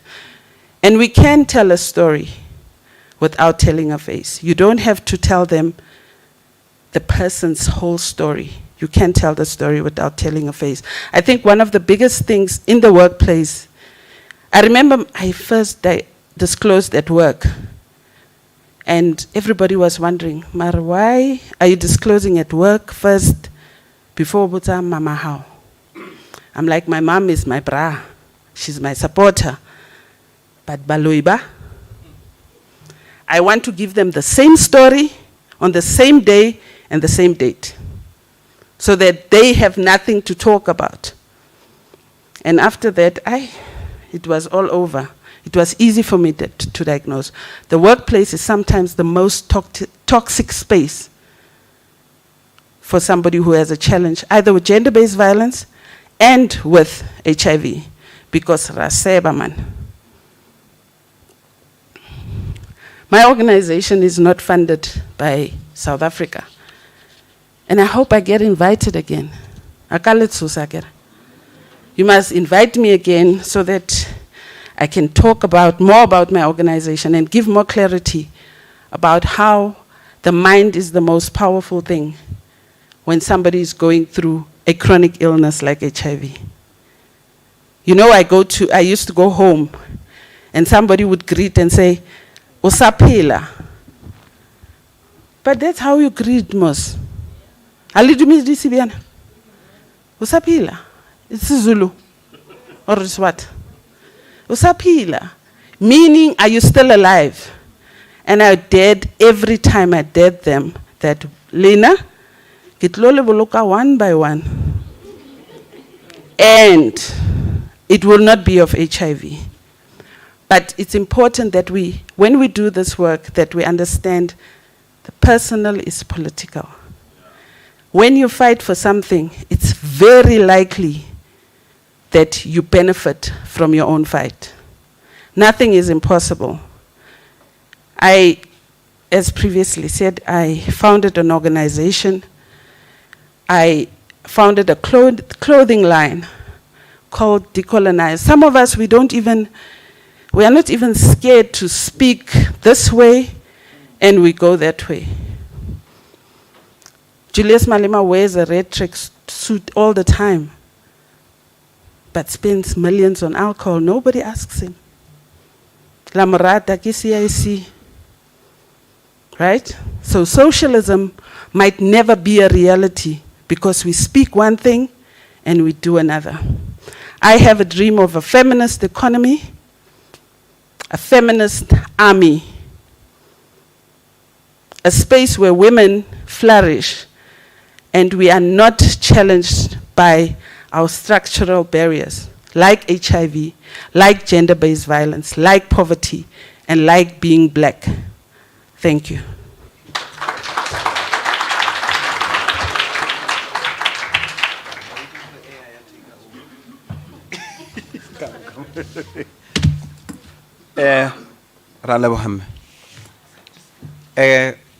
Comrades, without a waste of time, can we give her a round of applause again?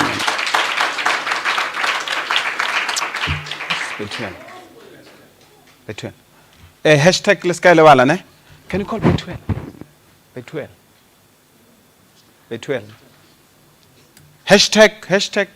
Don't forget. Can you call between? Okay. Comrades. Amandla. Amandla. Okay. I'm going to call Mr. Mudiba. La bona Juan, pula yana. Mudiba. Ne? He's going to talk about the role of media in shaping the capital. The capital. Can you grace us, Mr. Mini?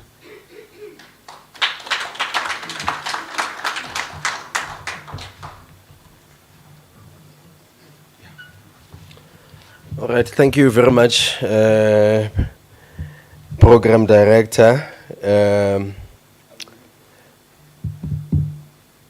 I'd like to thank the organizers, firstly, for giving me an opportunity to come and speak here. As young people, our voices are often cut out or left out of certain important meetings and conversations like this. Today I got to see, I shared stage with my idols. People like Adil, I used to watch them on ANN7. People like Professor Mtunzi, people like Dan Machila. So today as a 28-year-old boy from Davidson, I got to share stage with my role models. So thank you very much to the union for that.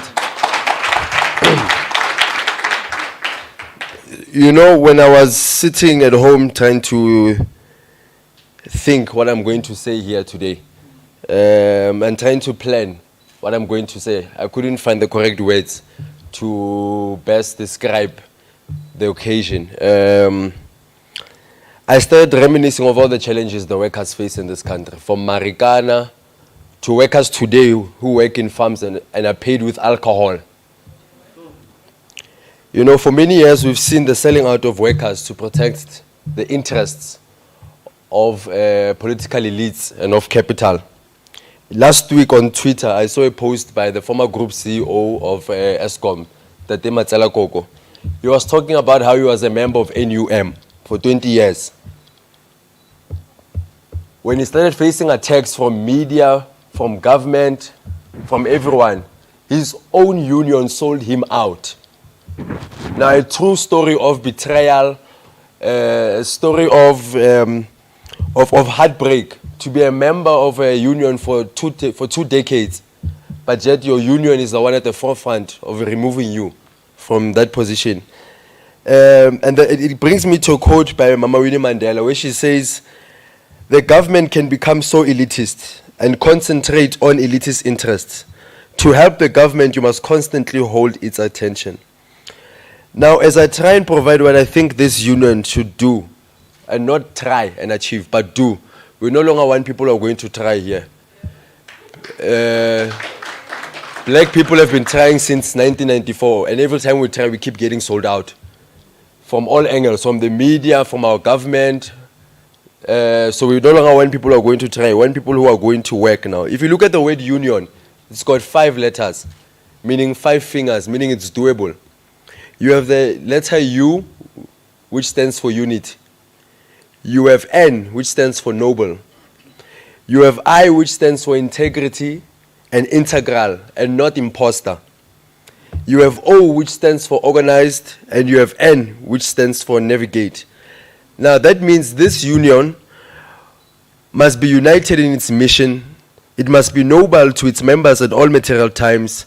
It must be the epitome of integrity and be an integral part of its members' lives and aspirations, and it must not be an imposter.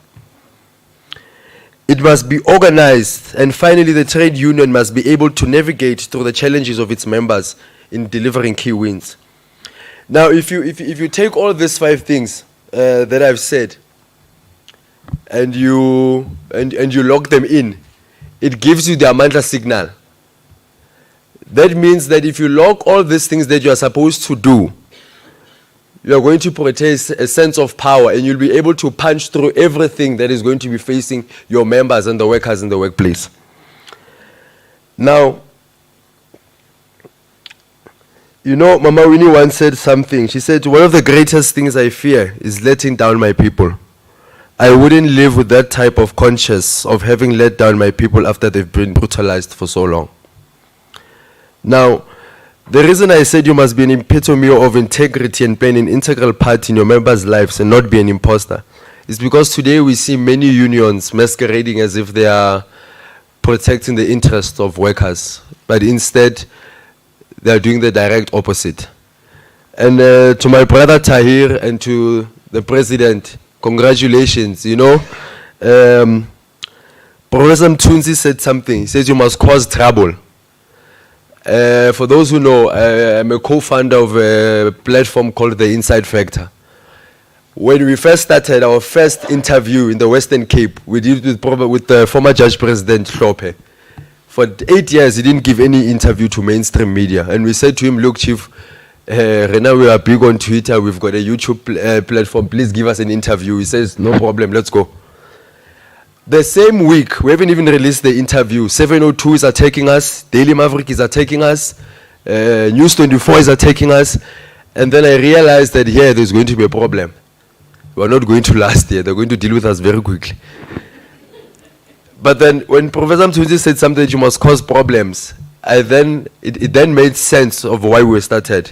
We have to be a constant irritation from the media space, from the union space. Bo Adila here, Transformers say, all these things must be a collaborated effort. I remember during the ANC NEC meetings, ANC members, they come to us and say, here, leaks. We leak those things. The ANC releases a statement to say, no, the Inside Factor has appointed itself to leak information of the ANC, so therefore they're going to take us to court. And we said, how, Mar? You don't say those things when Daily Maverick leaks information. Under President Zuma, there were NEC leaks the whole time. But nobody ever questioned those because they were white journalists. Now a small platform started by black people does the same thing of investigative journalists. All of a sudden there's a problem. These young boys are sneaking king. Hey, Kwed, those boys are back, must deal with them. And then I then understood to say, you know what, maybe there's an inferiority complex that we have as black people. And I say this because, you know, when we started, today I'm at the forefront of attacks. They call me names. You're an RT force. Yeah, you are just similar to ANN7. You are a Gupta boy. I've never met the Guptas. This one is captured by Dr. Iqbal Seve. I've never met Dr. Iqbal. So all those things, it's deliberated because they want you to start questioning yourself. And once you start doing that, they're going to come after this union, trust me, very soon. Because they are watching here, they've heard Tahir when you spoke how passionate you are, how you said if other unions are going to stand in your way, you're going to push them. And which is why you were started, because you saw something, you're an alternative. And you must not forget that. You look at how the media portrays certain individuals. The CEO of rugby, Mang Luri, he lost an appeal. He's now made to pay 37 million back. But look at how media is strategic now. And I don't blame them because it's white media, it's their own media. They say SA rugby person allegedly lost, he must now pay back 37 million. If it was you, Tahir, they would have said controversial, embattled, corrupt, general secretary of embattled union, yeah, lose the money for his own personal gain, and then they will try bring all sorts of stories, and then the message is collaborated. Because it's their media. They protect each other. Dr. Dan Machila was here. If you look at the media, he's the most hated person. But they don't tell you he's got a PhD in mathematics. He took PIC from 370 billion to 2 trillion because there is no black media to tell that story. Tomorrow as the union, you're going to protest outside offices of capital. White media is going to say the barbaric members of the union force their way. They're going to create all sorts of things. I remember even the Fees Must Fall, they called us names. Yeah, those ones, anarchists. You are being called an anarchist for fighting for something that your grandparents in government promised you. So I'll be short, program director, because I know you are pressed for time. As people in media, and as black people in media, I think we must also be brave enough and be deliberate. If you look at when we attack each other as journalists on Twitter, I'm always at the forefront. Attack. Anyone I see who's anti-black, I crash very quickly because I'm not scared. I've taken that decision to be that voice. I know that I will never get work at the ENCA anywhere because every day I'm attacking them, which is fine. That's why I have to build my own platform. So I'm saying this because we must be deliberate. It's only black journalists who are called RT, who are called in. There is no white journalist today who's called other names because they know what they're fighting for. They're deliberate in what they want. Even no matter how many times you can call them out, they're going to do it again tomorrow because they've got a clear mandate of what they want. Until we as black people and as workers and as everyone is deliberate, then there's nothing we're ever going to get. So as black media, we also have to be deliberate to say that how are we going to portray this union in our reporting?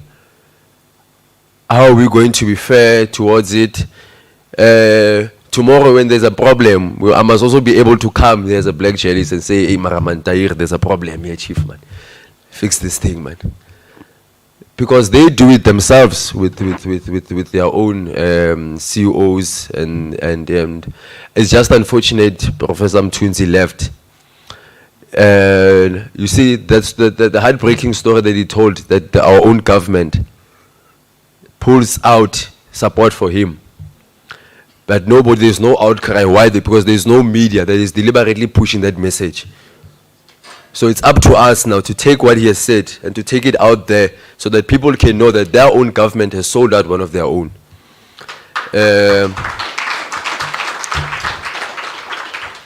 So I'll conclude by saying that, to say thank you very much once again. May this union grow. May it be a disruption. May it be a disruption. We don't want those things of Kosatu. For 20 years, you are in bed with the same government that you want to fight, and then the workers must trust you. So we want you to be a necessary disruption at all material times. You must disrupt everywhere. You know, when capital knows that PSCU is coming, they must shake to say, hey, chief, let's talk, let's finish this thing. You're going to cause problems for us. Because once capital is in love with you, then the workers must forget there's nothing that's going to happen here. We're wasting our time here. So Tahir, that vision of causing trouble, of being a necessary disruption, you must not forget it. It's going to be tough. I'm telling you, the 702 will attack you, ENCA, in a similar way, all of them. You sort of got a WhatsApp group. They say, go, and all of them at the same time. And then if we're Pfizer, but not Tlatamul, because you're going to start having self-doubt. And once you have self-doubt, then they've killed the mission of what this thing was supposed to have done. So once again, thank you very much. May this grow in leaps and bounds, and may we work together. Thank you very much.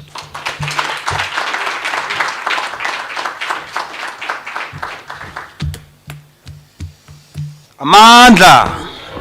Let's give him another round of applause. You know, one of the things which is frustrating for us is that we were raised by people who used to listen to Brooke Benton. And you know, subconsciously, they've absorbed that song. And you see it in how they interact with the society. And some, they are our leaders. Lie to me, and make me believe everything you say. And it is integral part of our elders' blueprint. They thrive on it. They are lied upon, they agree. Because of they grew up in that environment of Brooke Benton. Lie to me, make me believe everything you say. We are the slaves of lies. And we raise kids in an environment of lies. Food is lies. Relationships are lies. Everything is a lie. And I'm not sure also whether I'm telling the truth or not. Okay. So the reason why I'm just throwing this song is, let us start to be conscious, man. One of the things which they took away from us, khotso, peace, salam. Khotso, it's a law. And we are violating it on a daily basis. It's a law. So we have to learn to make sure that we shouldn't entertain things which take away our peace. And we've allowed things to carry on because of pain.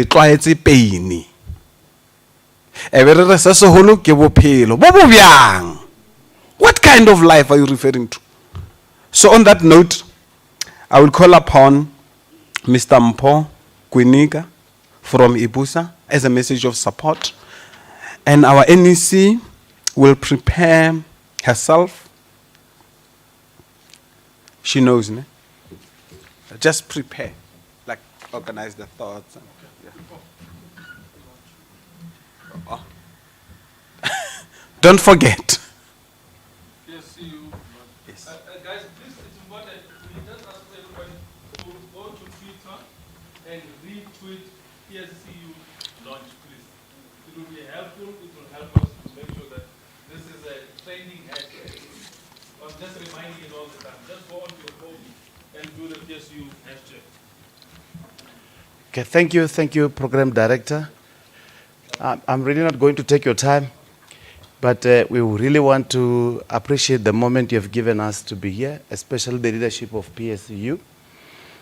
We have known Tahir for quite some time, and it's good to see you again in the helm of this institution. We have seen how you have worked with the workers, how you have interacted with them, and hope that you are going to continue to do the same.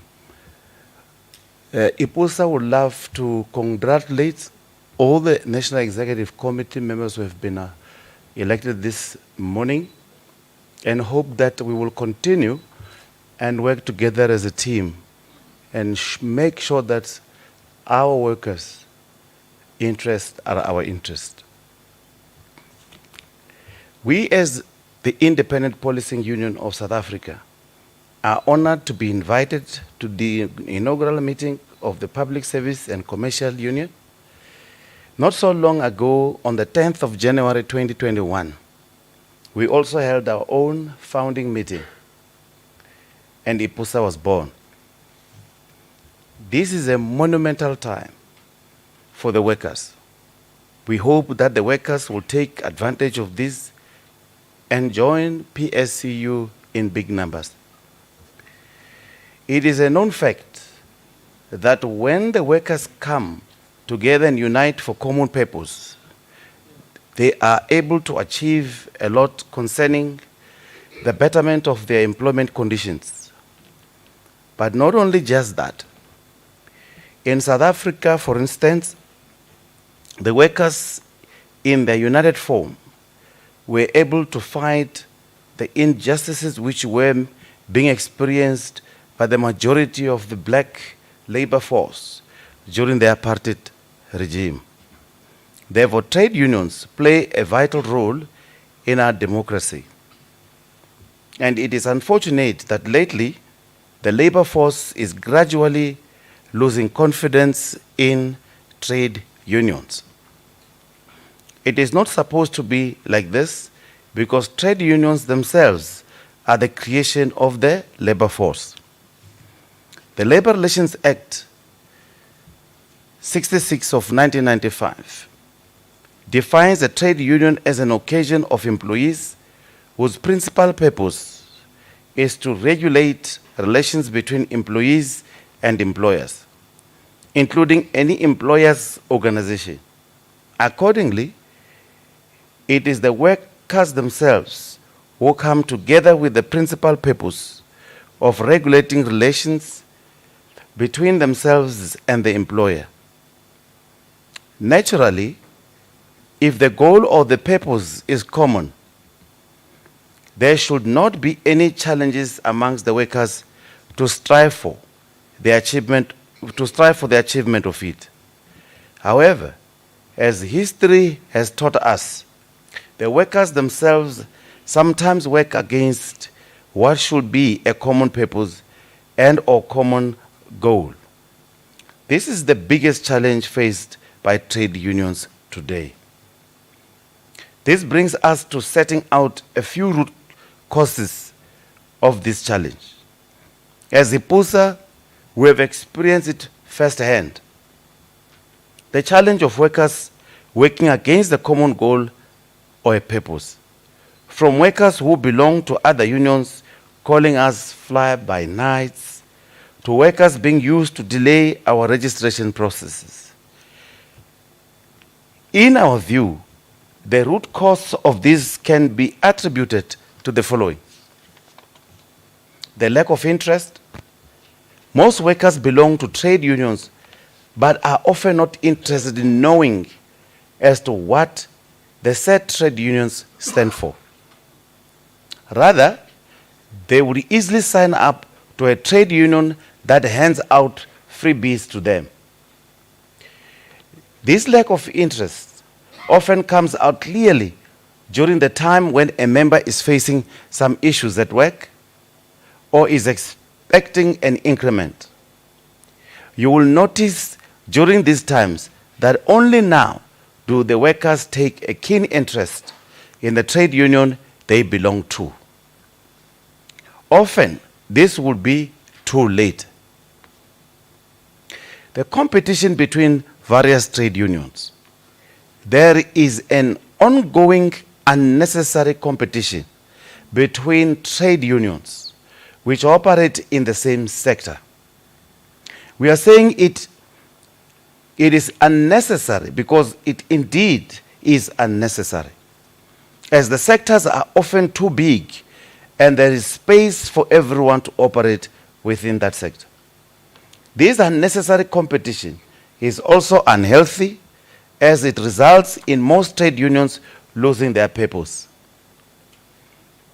Instead of focusing in bettering the employment conditions of the workers, you will find that most trade unions focus on increasing membership numbers.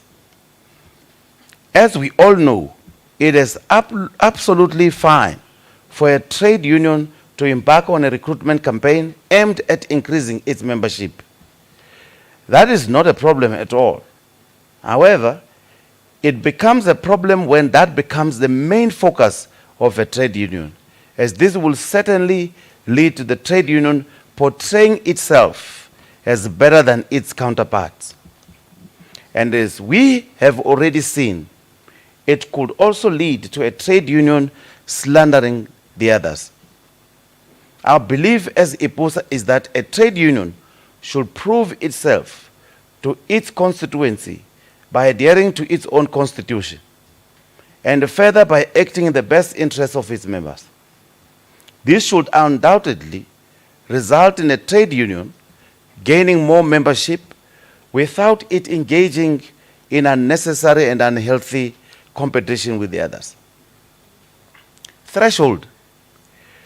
Whilst having thresholds in the bargaining forums was initially intended to facilitate expeditious collective bargaining, there unfortunately are unintended consequences, as thresholds are being used to keep out newly formed trade unions from the bargaining chamber. The older and well-established trade unions tend to use thresholds as a tool to discourage their satisfied members from joining newly formed trade unions. This is so unfortunate, as it is a direct result of the workers' lack of interest in trade unionism as a whole. Should the workers show a higher level of interest from start, they would be aware that it is in their hands to in fact elevate a trade union of their choice to the required threshold. Put differently, they have the power to downgrade a trade union that they are no longer happy with under the required threshold. Political dependency. We are called the Independent Policing Union of South Africa for a reason. Independence should be the cornerstone of every trade union, notwithstanding the fact that independence is a requirement for registration of a trade union.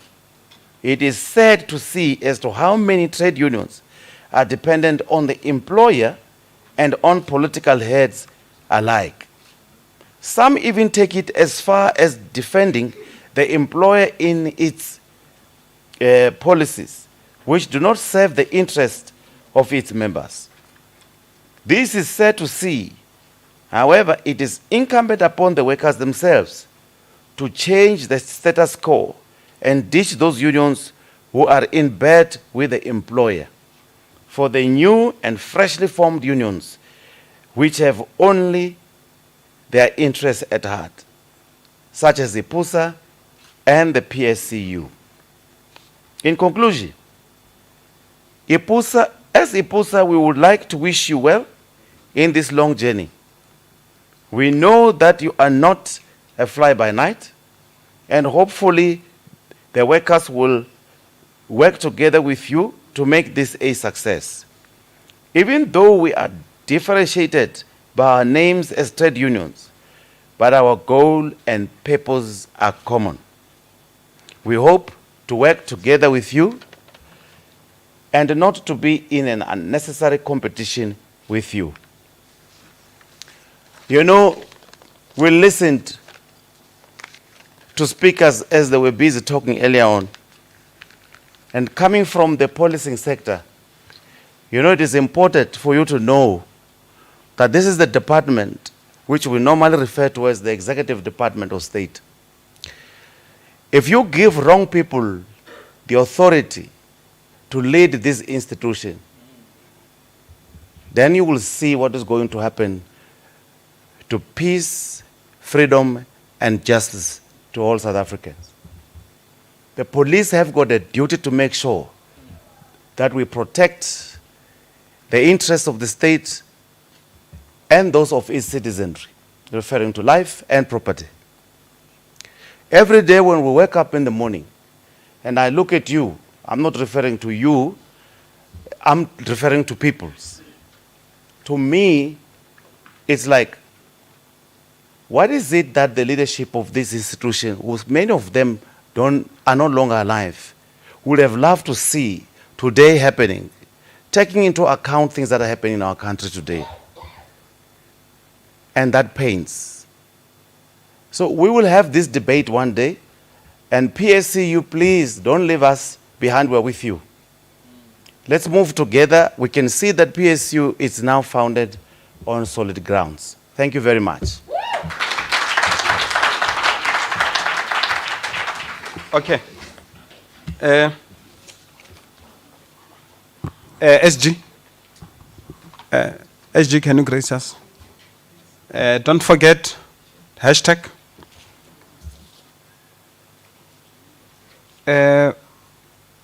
As he's approaching, there is a song, I think it will be more relevant. We will close with it. Romeo.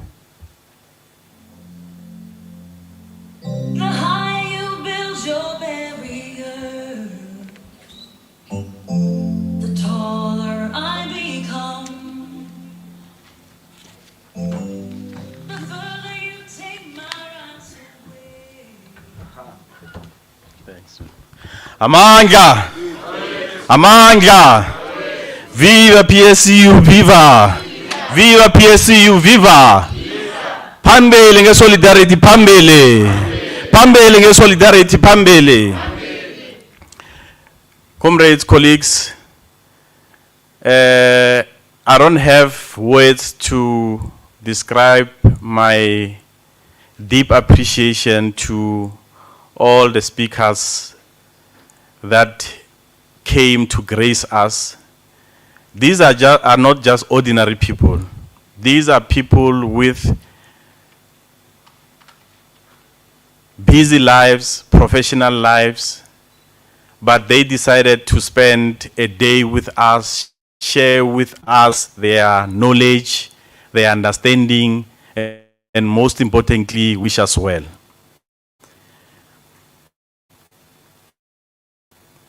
And other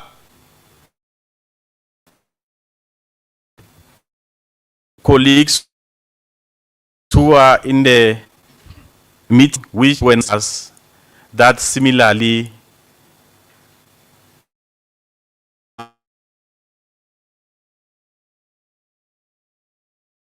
our well-wishers. Not going to mention name, also wishing us well. So there's a lot of people who see good in what we are doing. Like I said initially, that there's no malice in what we are doing. We just want to seek justice for the workers, and we're going to do it our own way. Now, the president requested that I apologize for him. They had to rush for a flight, so he could not come and do the closing, but he has delegated one of his capable NEC member, a prosecutor.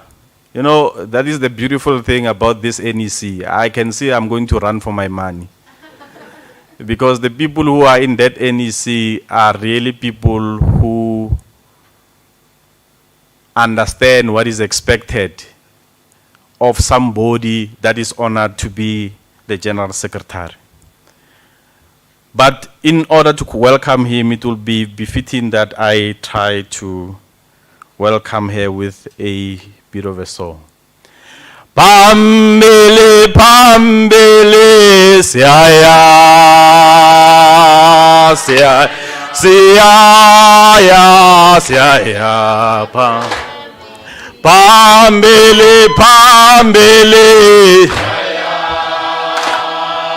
siaya, siaya, siaya. No mabesi tubula. Besishaya, besibopa, noma besitula, besishaya, besibopa, pambele, pambele, siaya, pambele, pambele, siaya, siaya, siaya, noma besitubula, besishaya, besibopa,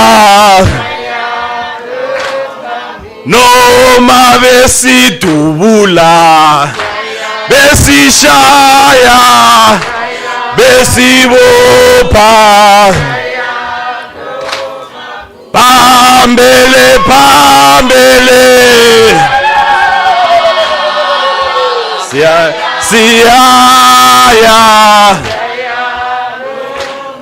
pambele, pambele, siaya, siaya, oh noma besitubula, besishaya, besibopa, noma besidula besishaya besibopha phambili phambili siyaya siyaya phambili phambili siyaya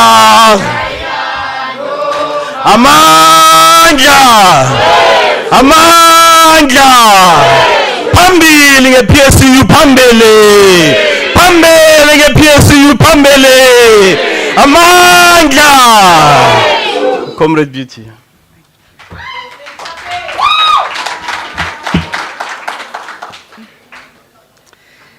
Viva PSCU, viva!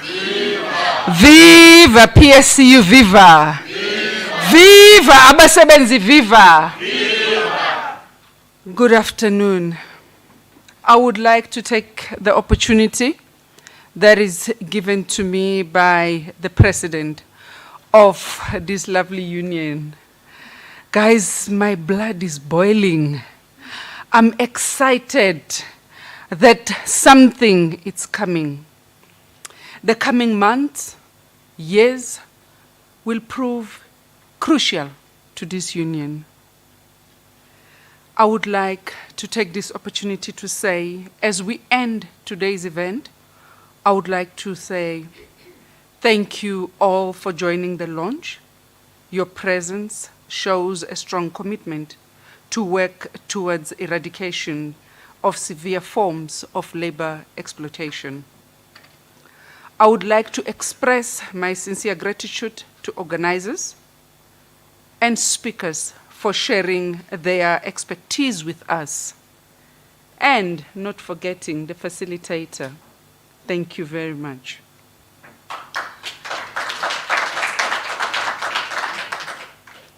I took note with a great interest of your valuable interventions and the facilitator on each and every word when each and every speaker was here.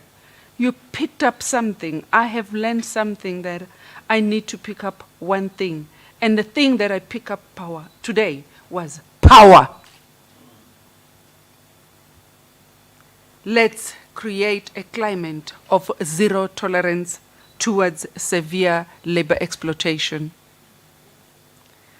I thank the General Secretary. I don't know how many years do I know you. We tried. There are many faces today that are here that I know, where we were trying to move a movement to the betterment of labor forces. We are not easily bought. We are not where we are because we are bought. I believe each and every one of us where we are here today is because we are destined to be here. Aluta. Thank you.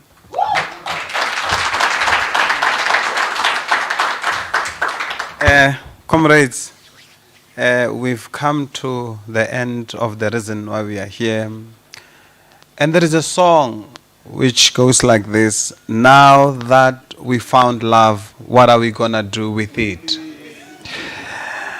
Now, there is a lot of knowledge, information which we got today. Now the question arises, what are we going to do with it going forward? Selo ke setloholo sa bo Motsei, ke setloholo sa bo Mbonda, ke setloholo sa bo Nkosi, ke setloholo sa bo Zondi. Ngiyathokoza. Asithokozeni. There is a blessing. You see, when you have intentions, your behavior should be in line with your intentions. You can't say I have good intentions, but your behavior goes contrary to your intentions. So as we leave, Romeo. Yeah, hashtag. Now, the higher they build the barriers, the taller we will become. I get go Babylon Honal stories at Gaman Samson. Seleva Mukera, Bamirar Kale. But they forgot that Miriria Hai Ilomela. Lerena Miriria Ronai Midi, Le Calavar Kera. So, Ariye, issues of national interest, Ariye, Kimone? Gifts. Oh, when you leave, Basata the gift is a how. Basata is our gifts. But it's a good gift. But it's a good when they go out, or there are gifts, paper bags. Okay, there are gifts. Hell is one. And guys, can we do something? Can you look at me, all of you? Can you hold your hands? Because we are going out. Can we hold our hands like this? Next, hold our hands like this. Now, you look at me when I say, next, right. And when I say, you move. No, you remain here. Ne? I will give you direction. When I move my hand, ne? You don't do what I do. Hold your hands like this. Ne? Actually, this. Ne? Now, hold them. Now, when I say, you clap, go. Right. Ne? All right, fine. You got it, ne? Now, this is to say, and to acknowledge every soul which is here. Just give yourself a round of applause, but don't do it.